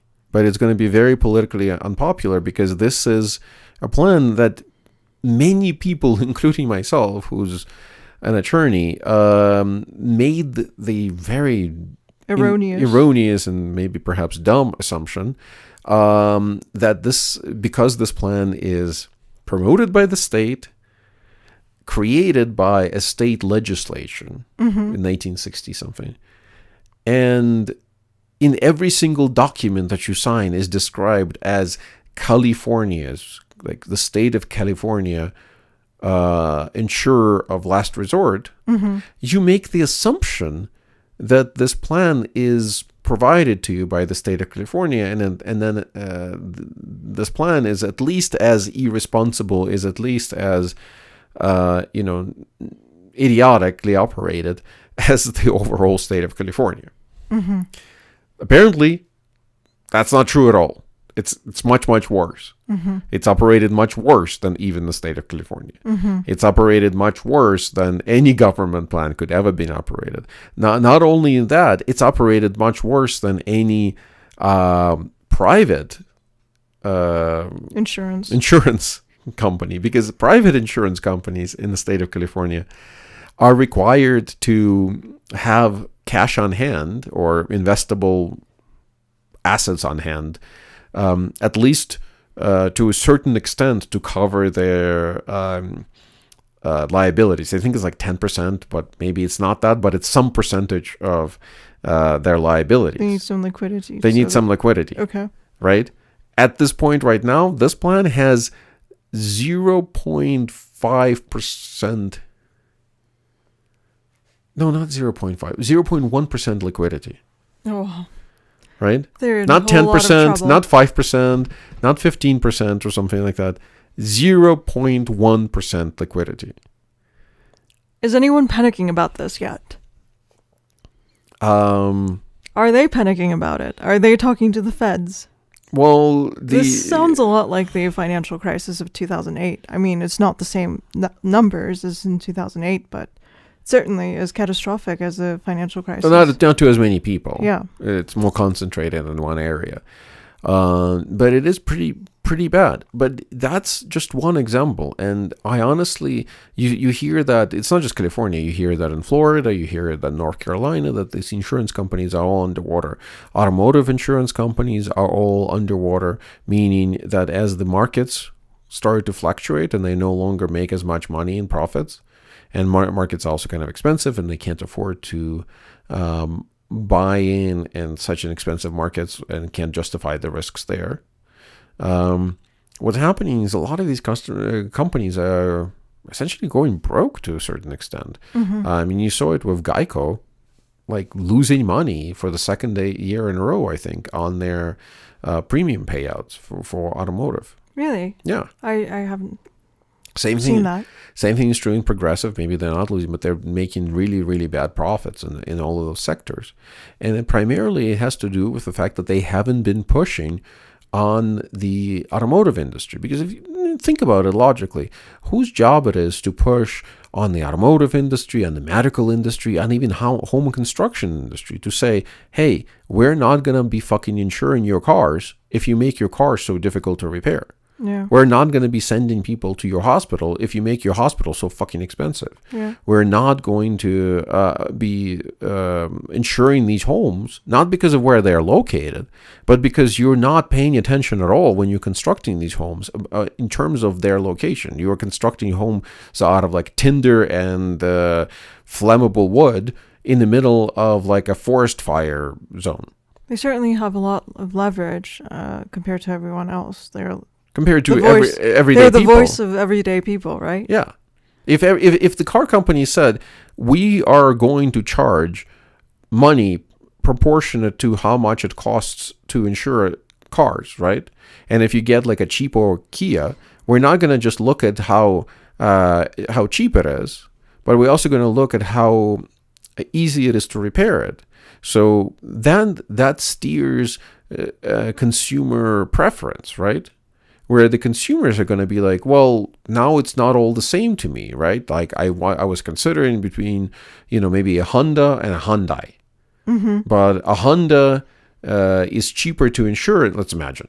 I don't know this to be true, but let's imagine that Honda is cheaper to insure than Hyundai, because Honda changes their designs very seldomly and sells car models for a long period of time and supplies car parts for their cars for a long period of time. Mm-hmm. But Hyundai changes their models every other year and only supplies parts for the duration of the model run, which is maybe like 2 or 3 years. And after that, you're on your own and you're shut out of luck, right? Mm-hmm. So if there were, again, I don't want to besmirch Hyundai. Maybe they're not like that. But let's imagine that if they were like that and they were competing with Honda, and a consumer is looking at it and they're looking, it's like, oh, I can get this Honda for like $350 a month, or I can get this Hyundai for $300 a month. Mm-hmm. But then my insurance on the Honda is going to be like $100 a month, but the insurance on the Hyundai is going to be like $200 a month. Mm-hmm. Well, economically, I'm going to go with a Honda, right? Because the overall payment is going to be less with the insurance. Mm-hmm. And what allows an insurance company to do that? If they actually hire professionals who look at how much it costs to repair specific models of cars, rather than how much it costs to repair just generic, large swaths of like sedans or SUVs or something like that.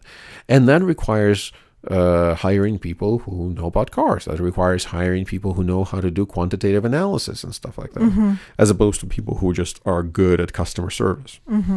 So that's the barista model that you were talking about. You can't just hire people who are good at smiling and pouring coffee. You have to hire people who are good at doing the thing that your company is supposed to be good at. Gotcha. And that's tougher on HR. It's a lot tougher on HR, but it also prevents you from growing fast, right? And it would have prevented you from growing fast in those times of the good and plenty of the 2010s, when money was really cheap, when you could borrow it like crazy, and when all of the assets were growing higher and higher and higher. Right, yeah. You chose to, as an insurance company, prioritize taking advantage of all these activities, and chose to not pay attention as much to like your core competency, the thing that people actually pay you money for, which is mitigating risk. And this, I think, ties in really well into like the third thing that we want, because we talked about home insurance and we talked about car insurance. But the big thing for all Americans is medical insurance. And there, I think what's happening is completely irrational.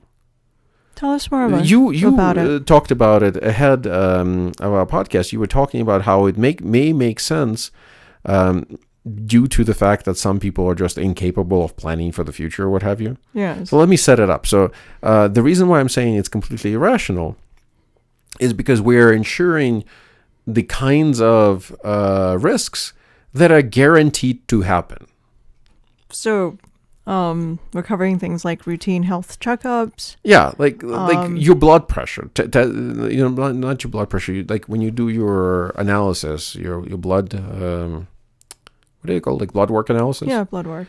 And we're covering things like contraception, right? yeah, contraceptions is a big one under ACA, under Obamacare.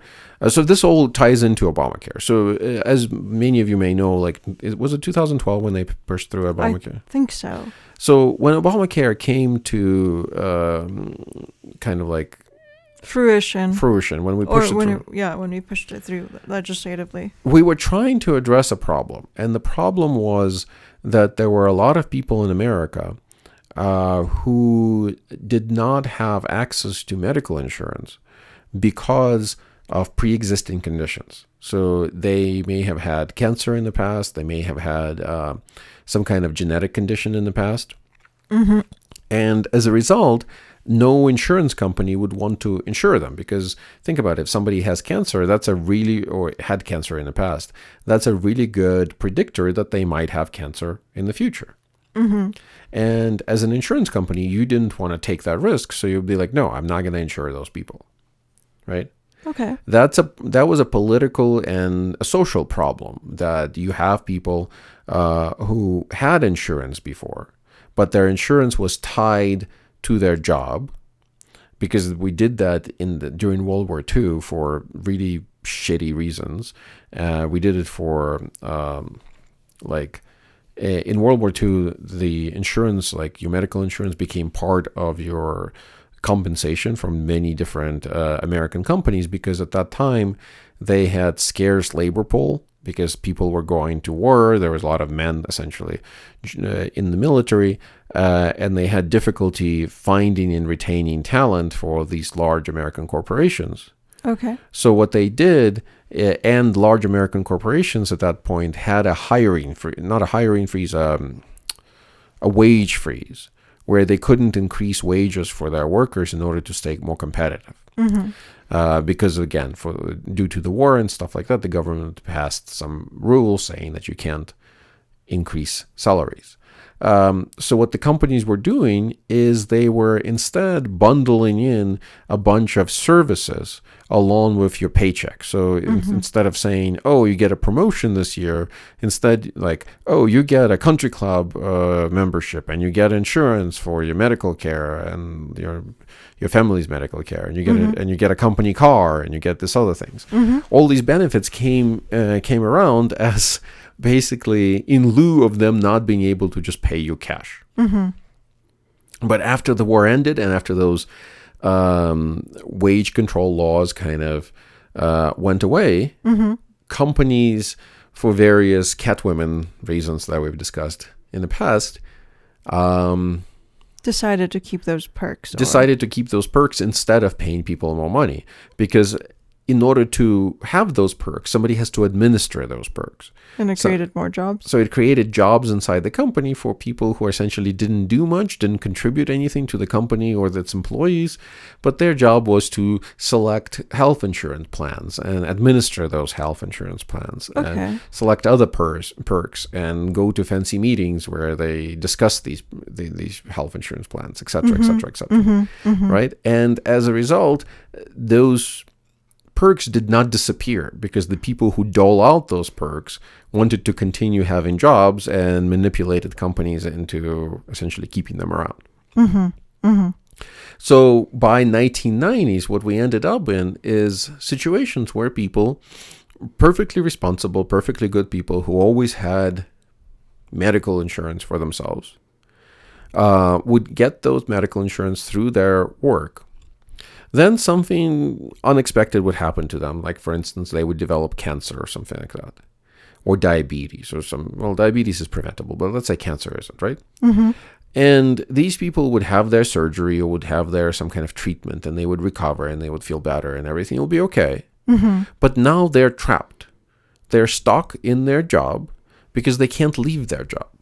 They can't leave their job because as soon as they leave their job and they go to a different employer, even if that different employer still uses Blue Cross Blue Shield or whatever different private company that they might be using, that different employer, in order to get onto their insurance pool, the employee who's looking to switch jobs, who had cancer before, would need to reapply and get into a different insurance pool. And at that point, the insurance companies would simply say, like, no, we're not going to insure you because you had cancer before. Chances are you're going to have cancer again or some other kind of disease. You seem to be too sickly.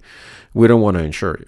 And these people would have two choices: either end up without medical coverage at all, or they would be forced to stay in their current job, hoping that they wouldn't get laid off or something, right? Because that's the only way that legally they would be allowed to continue on their insurance pool. I see. Because insurance is obligated to continue maintaining you as long as you don't have a lapse in coverage. I see. But if you switch jobs, then they no longer have to keep you on their books, even if you're switching to a job that also uses the same insurance. Fascinating. So this was the problem, and it's a legitimate problem. It seems like pretty shitty problem. Why couldn't they change that legislatively? Yeah, and just address that issue in specific. The proper addressing of that issue would have been to allow people to just stay with their insurance no matter what kind of job changes that they have. So right? To debundle the health insurance from the work. Yeah, unbundle the health insurance from the work. Allow the work people, like allow the employers to pay you like additional kind of like tax exempt money perhaps that you could use, because before it was tax exempt. So like if I as an employer provide you insurance, like medical insurance, I don't have to pay taxes on the money that I used to pay for that insurance, and you wouldn't have to pay taxes on the money that I pay on your behalf for that insurance. I see. It's completely tax free, right? See. But it used to be that if I give you money, right? So instead of buying you an insurance for $1,000, I give you an extra $1,000 and say, here's the $1,000 to buy you self-insurance. I don't want to be involved in this anymore. So that way, if you leave me or you go somewhere else, then you can just keep your insurance. Here's $1,000, go buy yourself insurance, right? Right. That $1,000 would be taxed by the federal government and the state governments, I guess, as well. But the money that I, as an employer, would spend on insurance would not, and that's a big incentive for employers and employees choosing to prefer work-provided insurance, medical insurance. Fair enough. But if you think about it logically, there's literally no connection between medical insurance and your job. Yeah. Like there's no connection between between your car insurance and your job. When you lose your job, or let's say your company goes bankrupt and you get laid off as a result, right? It would make no sense. If you can still drive home in your car. Insurance. Yeah.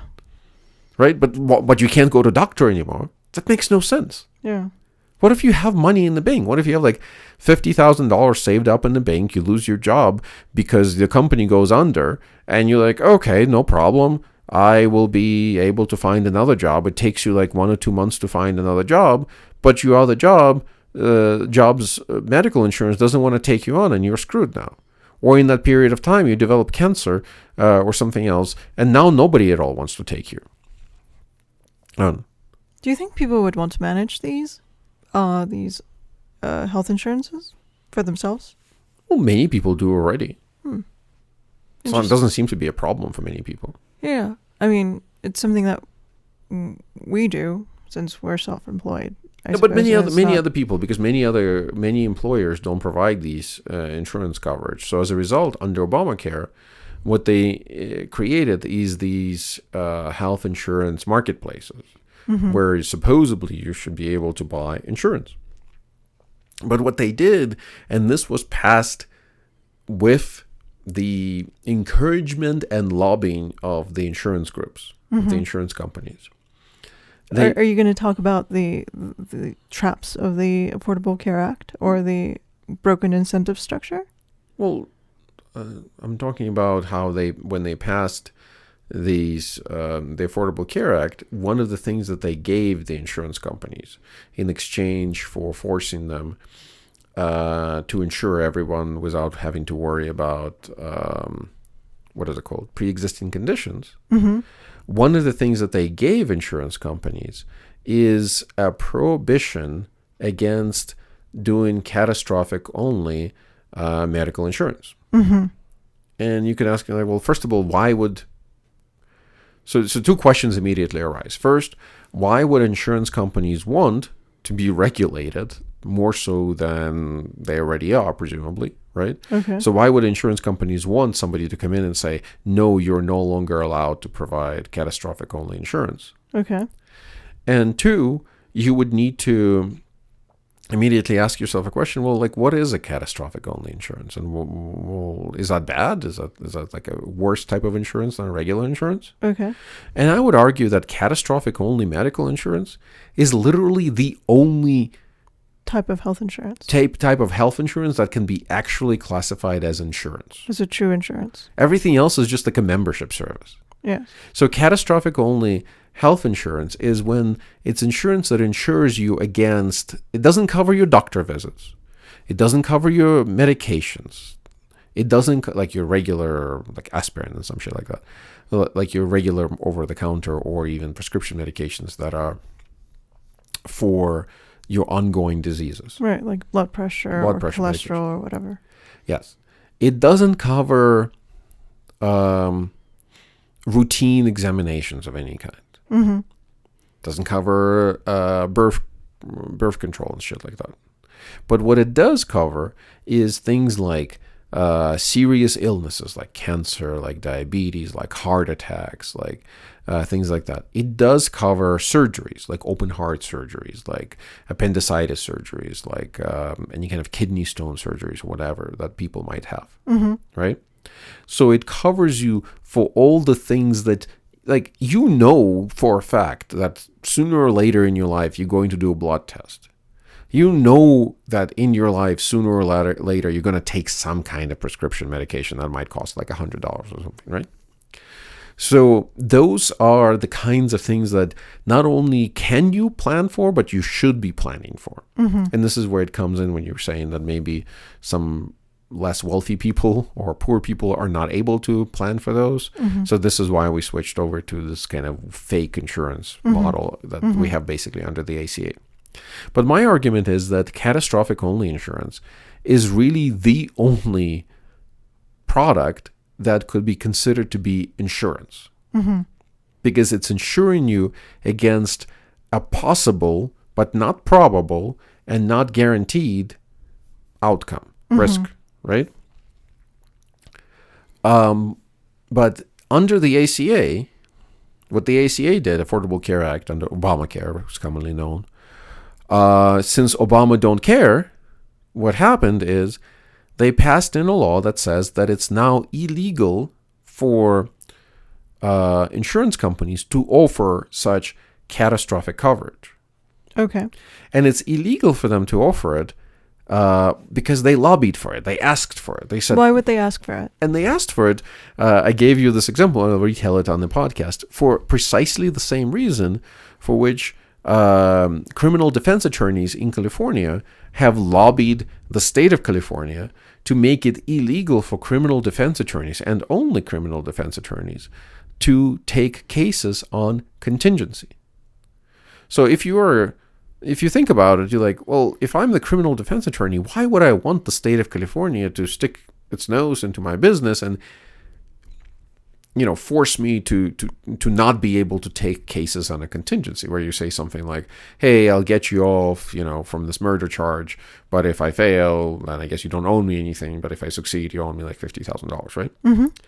The reason why attorneys, specifically older, more established attorneys, specifically lobbied the State Bar Administration in the state of California to pass this law is because now they have a legal out.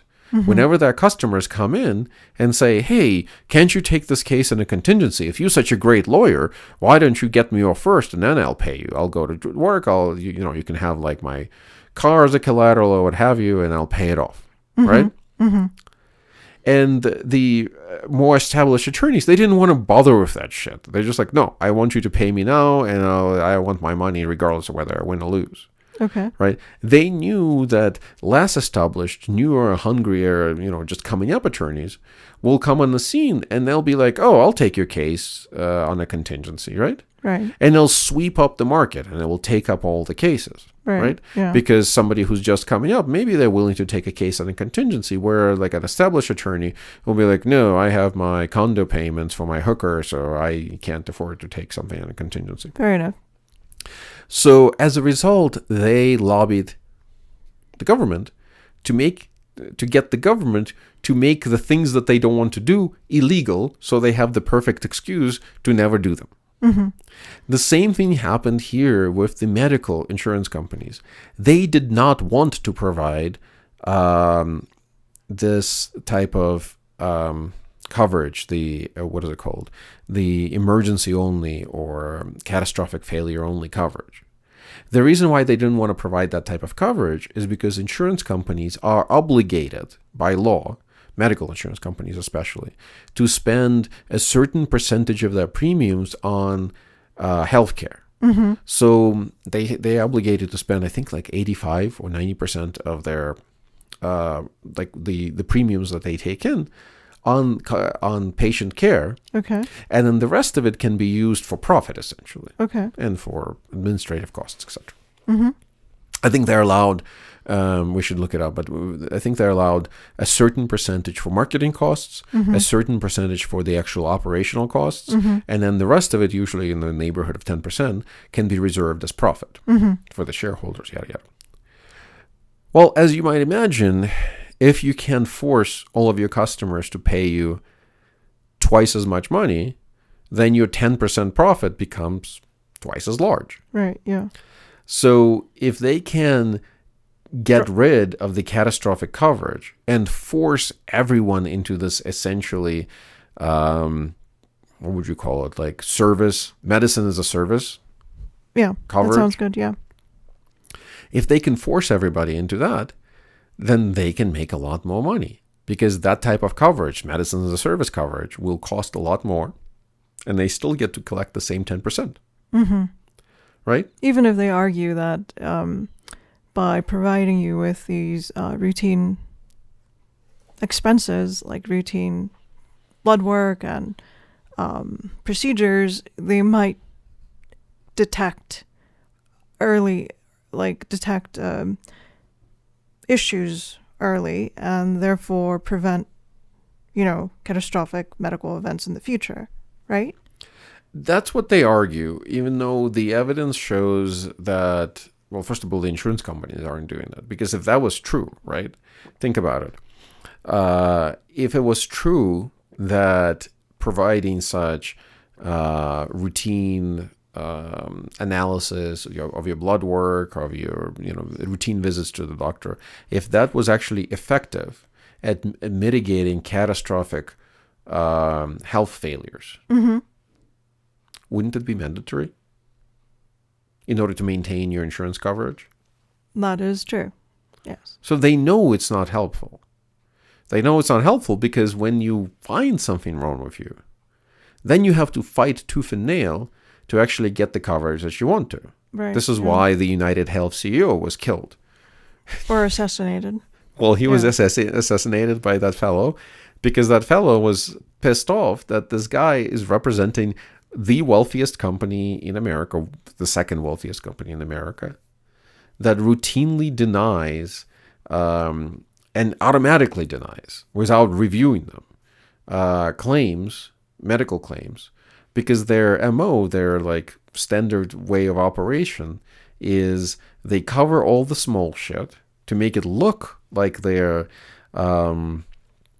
providing you service, while denying you as much as possible the large stuff, because the large stuff is where they like lose money, and the small stuff is actually where they make money, because the more small payments they pay out, they can then extrapolate those payments. It's kind of like, I don't know if you're familiar with like the way the Bitcoin market works, but it's like, let's say there's a million Bitcoins outstanding or something like that, or a million cryptocurrency of some kind outstanding, right? And one of those coins is sold for $10, right? Well, now you figure out the market cap of like the entire currency by multiplying the number of coins outstanding by $10. Only one of them sold, but now you can multiply all of them by $10 and go from market capitalization of, let's say, 2 billion to market capitalization of 20 billion. I see. Right? Because the previous token was sold for $1, the next token was sold for $10, and all of a sudden you just made $20 billion appear out of thin air, supposedly. Right? Fascinating. It's the same thing here. So the insurance company says this type of service, the routine blood work, should cost us $300. But gosh darn it, this time around it cost us $350. Yeah. Oh, I guess it's time to raise up everybody's premium. Oh, wow. And this is why these premiums keep growing. I mean, people pay tremendous amounts of money nowadays per month for medical insurance. Yes. Can you tell us, can you remind us how much that is for like a standard 2-person household with maybe one child or two children? I think we looked it up. If like one child, it's anywhere between $1,400 to $1,500 a month. That's in most areas, I want to say.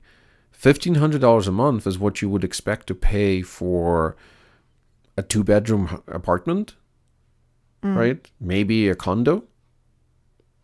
I don't know. Prices have gone up. No, prices have gone up, but like in places like Chicago, in places like Kansas, in places like Texas, you go around like in Austin, you can find yourself a 2-bedroom apartment for $1,500 to $1,600. It may not be the fanciest apartment in the world, but it's going to be a decent apartment for $1,500, right? In some places, like in more rural places, or not even more rural places, but like second-tier cities, $1,500 to $1,600 can get you a small house rented, right? I mean, shit, in California, for $2,600, you can rent a small house, right? So think about it. You're spending as much money on potential of healthcare as you do on your housing per month. Right, yeah. And you're not even using the healthcare. And then when you do need to use that healthcare, you have to fight for it. Right. Now, if you are making less money, if you are younger or poorer, you get some of this healthcare coverage subsidized. But that doesn't change the fact that a lot of people are paying full price for this type of medical care. And it's about to go up even further. Right. Because you have to think about it, like, why do you think all these companies are so willy-nilly eager to approve people for a lifetime supply of things like Mounjaro, the GLP-1 agonist, or the better Ozempic drug? It's those drugs that make you lose weight, essentially. Okay. Yeah, and I know people who talk to their doctors and stuff, and they say to themselves, like, I'm going to be on this drug that costs $1,200 to $1,500 a month just for that drug, right? And they say to themselves, I'm going to be on it for the rest of my life. Right?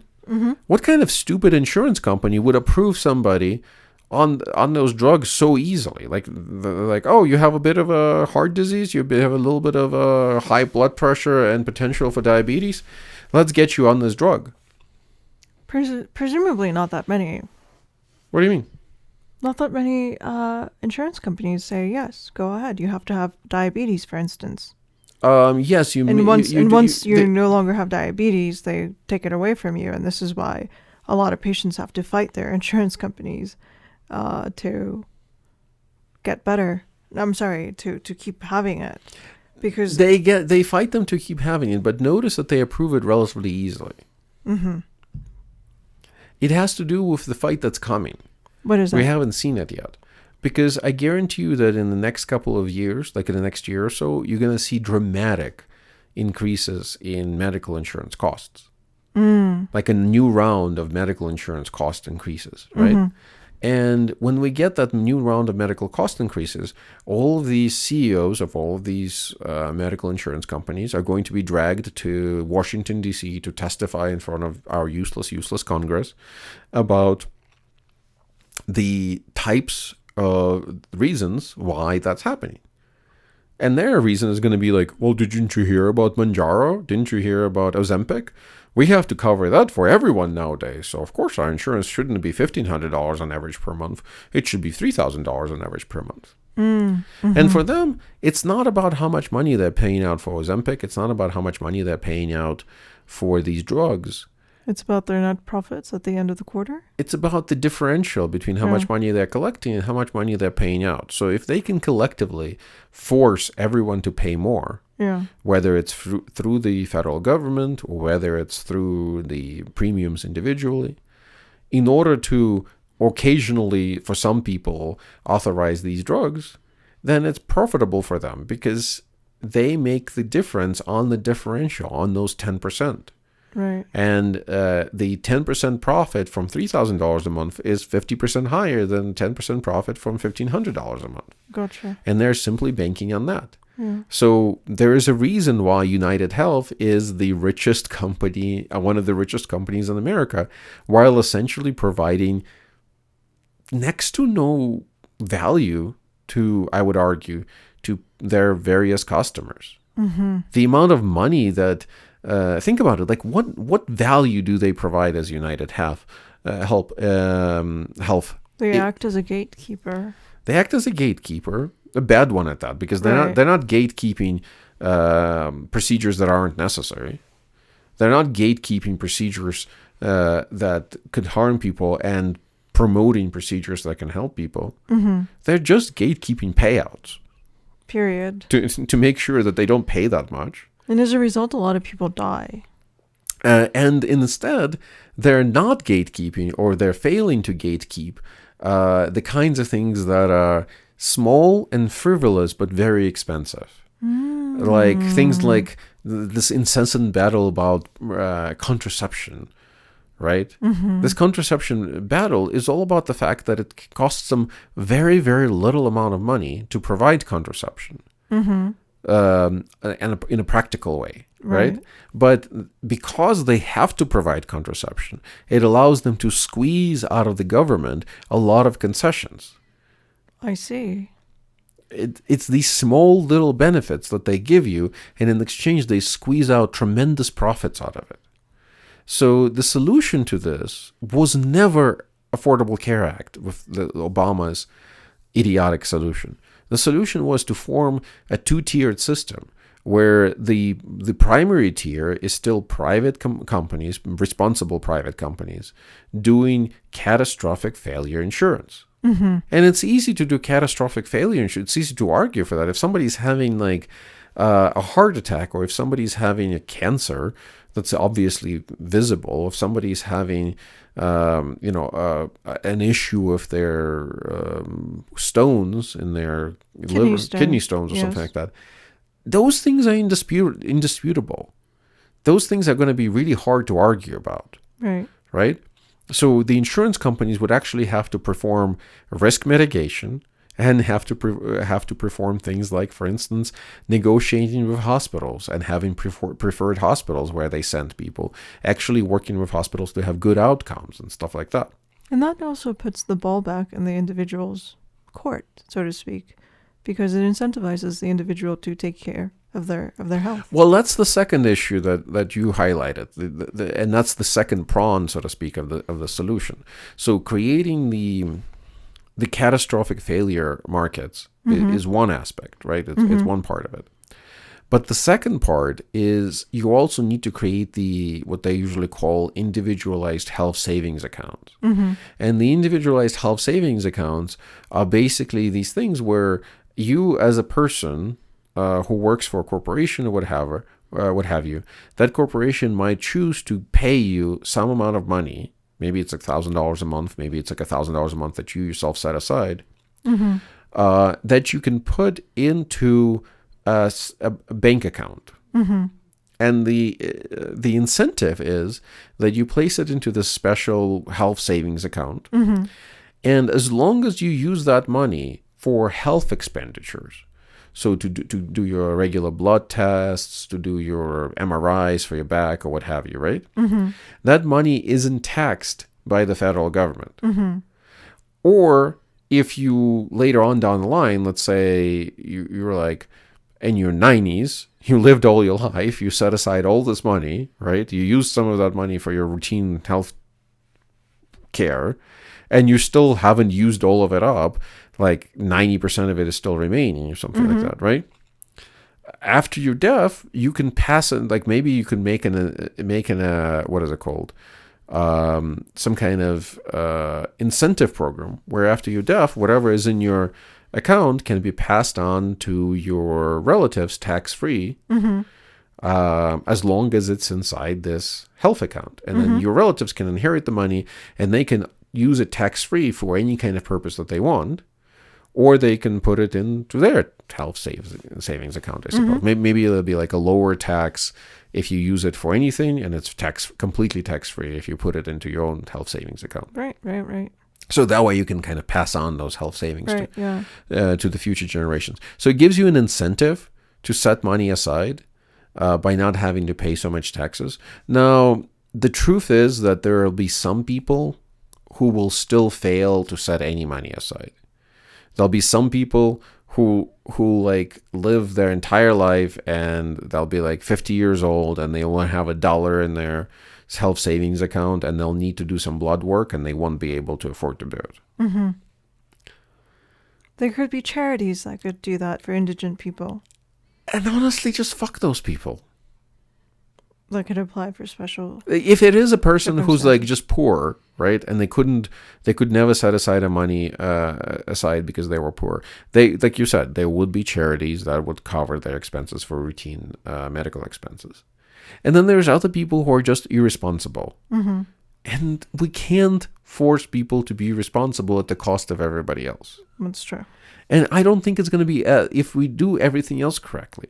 So we have catastrophic failure insurance that covers people in case they get serious disease, so they don't go bankrupt as a result of having like a heart attack or something like that.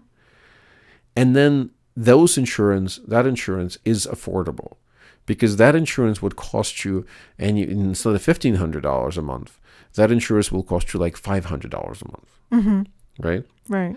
And then you make that insurance be carryable for life. So as long as you maintain coverage from one insurance company to another, no insurance company is allowed to not insure you, regardless of your previous conditions and stuff like that. As long as you maintain an unbroken health insurance record. So Coverage.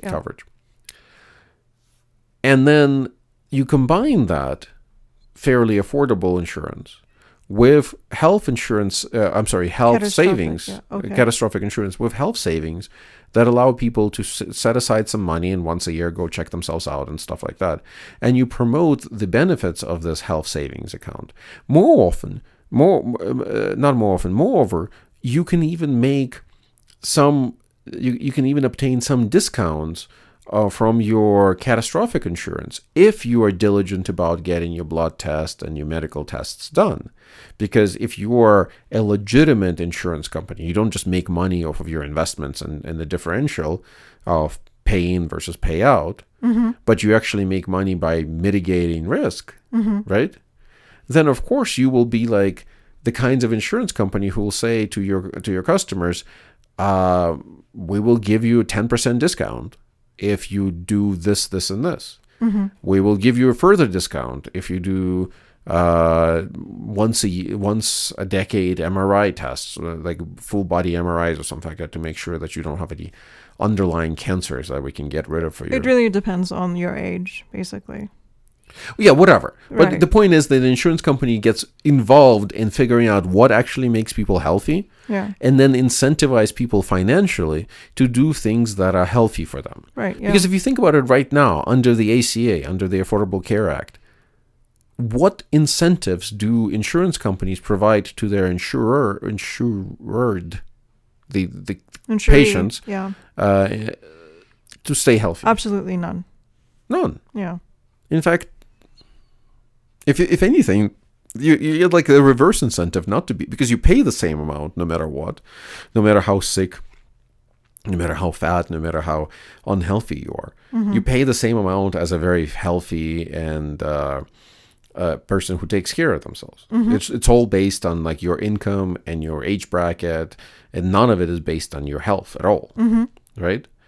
But on one side, this is what we wanted, because we didn't want people who were sick through no reason, no fault of their own, to not be able to get insurance. Right, yeah. But on the other hand, how are you incentivizing healthy behavior if a very sick person who does everything to make themselves sick gets the same premium?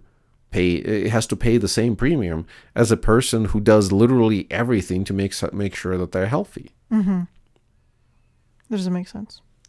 Well, it doesn't make sense if you think about insurance as a risk mitigation product. It does make sense if you think about insurance as a subscription to medical services product. Because if you do it as a subscription to medical services product, even in that sense, you want your customers to use less medical services, Yeah, I would think. Of course, yeah. But I think But they try to sell you on the fact that, well, since it's so affordable, you in fact are incentivized to go get routine checkups more than necessary. To overconsume on medical services.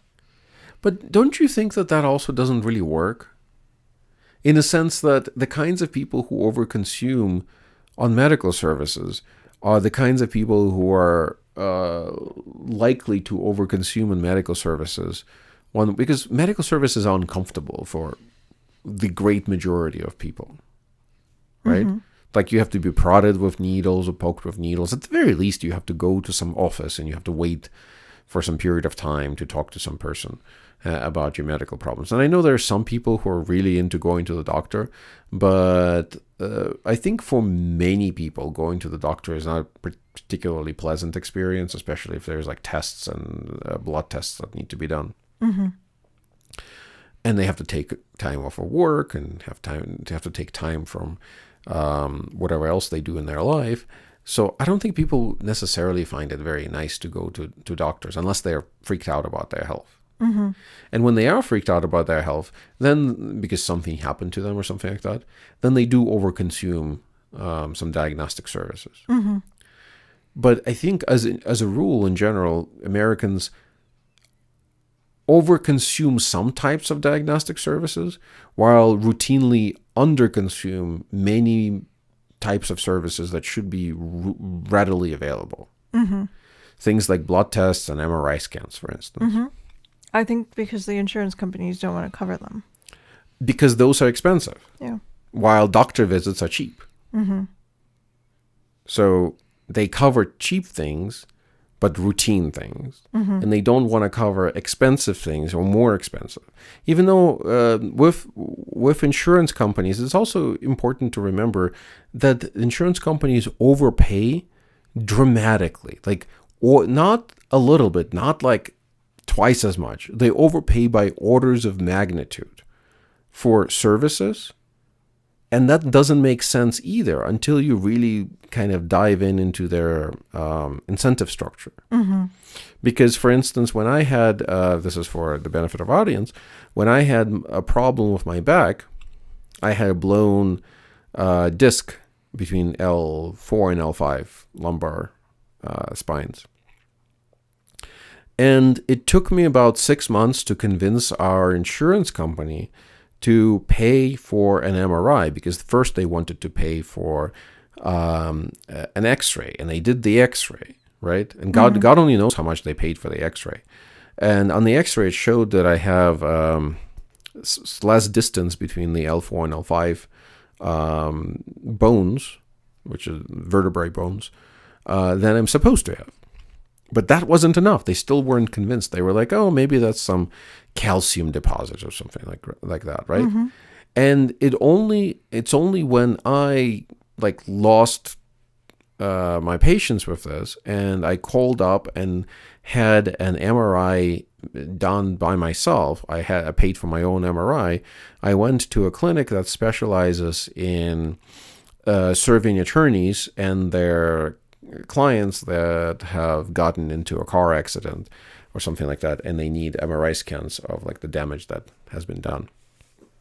So I went to a clinic like that, and I had a very professional fellow scan me, and then they had a doctor analyze my scan, and sure enough, the doctor showed, it was pretty obvious, like I could see it on the scan just easily. I had a rupture of the L4, L5 disc. And then after that, the insurance company had no option but to recognize the fact that I have a back injury. So when I went to do my MRI and I paid for it myself out of pocket, I paid $250 for that MRI to be done and to be processed, and I got the results within, I think, like 3 to 4 hours. To be read by a radiologist. Yeah. And it was American licensed radiologist. And when my insurance company 6 months later paid for another MRI, this time they paid for it out of their pocket, in order to see how my injury is progressing and whether or not it's healing. We went to a local hospital, and I got the MRI done in LA, so in a relatively expensive. The original MRI. And I got the secondary MRI done in a hospital somewhere in Riverside, which is a far less expensive part of LA area. And that MRI was, I believe, $3,600. Oh, wow. So that's more than one order of magnitude higher than the private alternative, paid out of pocket by me for cash. $250 versus $3,600. And we saw today that the paradox, Javon's paradox, maybe mispronouncing the name. Javon's paradox. Okay. As things become cheaper, people use them more. Right. Yeah. Well, the inverse is true as well. As things become more expensive, people use them less. Right. MRIs are non-invasive and are an exceptional tool for figuring out what's wrong with people. Yes. But we use it very, very seldomly because they're very expensive when the insurance when the insurance company pays for it, and when the hospitals collect money for it. So that hospital that I went to collected $3,600 in cash from the insurance, whereas I was able to get it for $250. Is that because I'm an order of magnitude smarter than the average insurance agent? No. Or the executive for one of those insurance companies? Why are they paying so much money for something that can be had for so much less at high quality? Oh, can't you argue that the machine is probably older where you got your MRI? I had doctors look at the MRI that I got at the hospital for $3,600 and the MRI that I got at the clinic for $250. The MRI that I got for $250 is clearer, has more Tesla resolution. That they measure how much resolution they have, and Tesla being a measurement of some magnetism of the electric magnetism of the coil. So, anyways, the machine that I paid $250 for the scan was legitimately higher quality machine, even if it was maybe older, and it was operated by somebody who was more qualified, or at least better at it, and as a result they were able to get a much crisper, much cleaner reading image. So no, it's not that. What it really comes down to is insurance companies benefit by overpaying for procedures, because if procedures cost $250 for them to process, like these MRI procedures, then they would have to approve and process a lot of procedures, right? Yes. But their overall profits wouldn't go up because, well, if procedures are cheap, they're only able to make 10% profit on top of the cost of those procedures by law in many states. So as a result, they have no incentive to make the procedure inexpensive, because the more inexpensive the procedure is, the cheaper the overall healthcare for Americans is, the less they are allowed by law to collect in premiums, and the less that they are able to make in profits. Okay. But if they can convince everybody, and this is important because it's not a mechanistic relationship, they have to convince people, right? If they can convince people that medical care is not available any cheaper than what they are charging for it.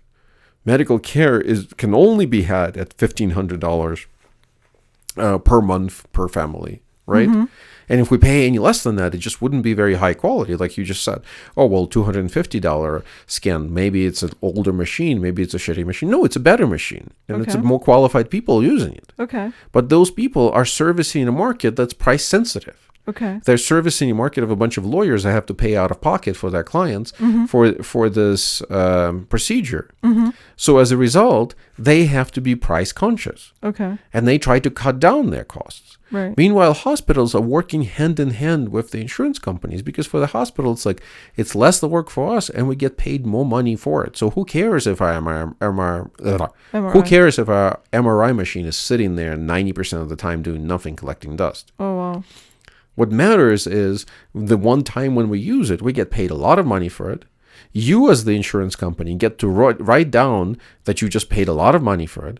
Then you go in front of congressmen, you go in front of your customers, and you say, look how much money we paid out just for one MRI. Yes. How can you expect us to provide healthcare for any less money than we're already collecting? In fact, we need a lot more money to provide such healthcare. I see. And as a result, they win. The hospitals win because they have to work less and collect the same amount of money. Right. And we as consumers lose because we end up paying $3,600 for one way or the other, right? Either it's through insurance payments or directly. We end up paying $3,600 for something that should be $250. Not it's like $250 because it's a different country, because it's less qualified workers doing it, it's a cheaper machine, it's a shittier product. No, it's the same machine, same product. It's in America. It's read by an American doctor who graduated from an American medical school, right? It's scanned by a GE machine that was made in an American factory and everything. Yeah. All of it is legitimate. All of it is high quality. And it costs $250 and not $3,600. And the reason why we commonly think that MRIs are expensive, if you ask a person on the street, if you pull over a person and you ask them, do you think MRIs are expensive? They'll say, yeah, MRIs must cost at least a few $1,000s. It's because that's what they heard from their insurance companies. This is what they saw on their insurance statements when the insurance company sends them those statements about how much money they pay out on their behalf and stuff. And that's how these insurance companies basically mesmerize. They kind of like hypnotize people into thinking that medical care has to be very expensive in order to be even remotely good. And by doing so, themselves and the medical providers, they're not benefiting any of the patients by making medical care more and more and more and more expensive. And that's my example with the MRI machines is just one example, but it's rampant throughout the medical profession. Like, why is a bag of saline solution is water and salt, like salt water. If you take that salt water and you make it clean and disinfected by boiling it essentially, and then adding some salt to it, and then you put it in a bag, you can sell it to hospitals for $600 a bag. Really? Yeah. For water in a bag. Oh, wow. $600 a bag. The cost of producing that bag is well known to be under $10. Oh, wow. Well known. Oh, wow. This isn't like a secret or something like that. So why do hospitals pay $600 a bag to plastic sailing bag manufacturers. And why do they then pass that cost off to the insurance companies? Because it benefits everybody, because the insurance companies are willing to pay $600 for a bag of saline solution, because that's what allows them to jack up the costs, the premiums. And now I know why it costs $20,000 to $40,000 to have a child. It costs for labor. Yeah, like think about it. That's illogical. $20,000 to $30,000. You know how you know it's illogical? Because even if you take in all of the inflation and all the other things adjusted, just compare it to the way it used to be. $20,000 to $30,000 is approximately a third to one half of a person's yearly income in America, on average, right? So people make between $60,000 to $80,000 a year in America on average, right? So what you're saying is it takes half of somebody's labor for the year in order to deliver one child. If this was the case throughout history, people would not have children. We would be dead by now, as a species. Yeah. This isn't the case in Africa. This isn't the case in Asia. This isn't the case in Europe. This is only the case in the United States. No other reasonable fucking country pays that much money for such routine medical procedures or practices. Usually it's like a one-night stay. I remember when my mom had a child. It's barely that, unless you have like some complications that kick you out. The reason why it's so expensive is for two reasons. One is because of hospital prices. Hospital prices are out of fucking control in this country. And I think I just kind of explained why. Again, why does it cost $40,000 to deliver a child in America? Because the insurance companies are willing to pay for it. Because they know that childbirth is going down. It's not a very common thing that people engage in. So they're willing to pay $40,000 to $60,000 a year if it for that child, for that childbirth, if it means that for the rest of that child's life, they'll be able to bill that child at $1,500 a month for medical care, medical insurance, rather than $500 or $300. It's an investment into the future for them, so to speak. They're investing in the perception of what they're doing basically is they're creating the perception that medical care is very expensive, so that people feel obligated to own medical insurance, right? If an average open heart surgery wasn't $200,000, but instead was like $10,000, right? Which could be true, given the fact of my MRI, right? Maybe then people wouldn't get insurance altogether. Maybe they'll be like, oh, $10,000, whatever. If I need open heart surgery, I'll just take out a loan and I'll pay it off over a period of a couple of years. No big deal, right? I'll pay for my medical care as I need it, right? Right, yeah. Not that many people have mechanic insurance, even though that's becoming more and more popular nowadays. So I think the insurance companies, like when that guy killed that insurance CEO, he was enraged. And he was enraged because nothing he could say, nothing I could say right now would ever stop that CEO from criminal behavior. That CEO can be acting openly with criminal intentions, right? They can openly deny people claims. They have admitted in the past. Insurance companies, including United Health, have admitted in the past that they have systems where they just openly and automatically deny people coverage on some, like for instance, for my back. Nobody even looked at the documents that were submitted for my back. I think the attitude is just deny. Basically they deny the first like 2 or 3 requests, and after the first 2 or 3 requests, they look at your request closely. Because then they think, well, maybe they're serious about it. But for some patients, it's a bit too late, especially for like cancer patients where the clock is ticking. Yeah. So, but the reason why they feel completely comfortable in doing this, because they know They know that nothing is ever going to happen to them. The United Health, just the very company that CEO worked for, settled a case where they were criminally doing this, like they were violating the law. They were criminally doing this for years. And they settled it for like $135 million fine or something like that. Which is peanuts compared to what? Compared to what they made by violating. So it's like, think about it this way. If you can generate a few $1 billion worth of profit, or tens of billions. Okay. Or tens of billions. But in that case, specific case, I think with the thing that they're doing, let's say it generated them, let's say $2 billion worth of profit. Right.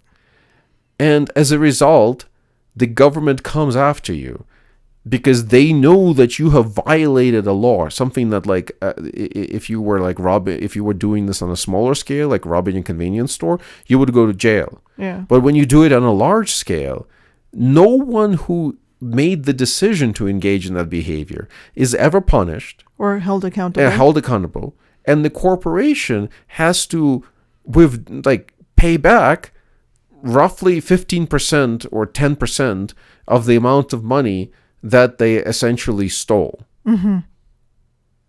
Isn't then like all these fines just become a cost of doing business? You generate $2 billion, you pay out 100 million, 150 million, as it's essentially like I don't know, like paying for a license to steal money. Yes, you pay for a license and then you can just violate the law all you want. Yeah, they're essentially not even above the law. It's more like the law just doesn't apply to these companies as long as they keep paying to play. That's very sad. And this is where we end up with, if you want to thank anybody, don't think that Donald Trump has even a concept of a better plan than this. What I described is a better plan. But, so when Donald Trump blames everything on Obama, I think that's incorrect. But if you want to blame this specific problem on Obama, just keep in mind that I think he understood most of these issues that I'm talking about. And he did it anyway because there were people who were telling him that it's a good idea. That's awful. Anyways, besides the Affordable Care Act, I also learned that Obama was responsible for the most deportations of all recent presidents. So, well, I mean, Donald Trump is quickly trying to beat that quota. That number. I mean, the first thing that Donald Trump tried to compete with Obama with and succeeded was the national debt. Nobody has increased our national debt quite as much as Trump did. Zihan says he's like saw it and he's like, oh my god, our national debt is huge. I'm gonna make it even more huge, and like just spend. And now he's doing the same thing with deportations. But yeah, Obama was a fucking piece of shit, to be honest. Oh my goodness. On that note, I have to run to the ladies' room again. Maybe this is no problem. I think we'll just cut off here. But I was going to say, maybe this is why Trump and Obama actually get along so well together, because they're equally shitty human beings on the inside. One of them is just more outwardly about it.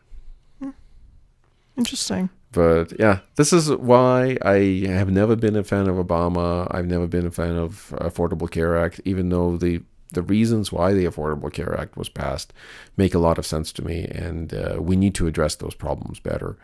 We have much better tools. Major structural problems, and hopefully we revolutionize routine health services, so it's easier for you to take care of your health and get diagnosed at home or in centers, diagnostic centers. Yeah, and just to finish my story, I'm sorry, we have to finish up, but just to finish my story, after I did the MRI, the state of California passed a law under, after pressure from various insurance and hospital groups.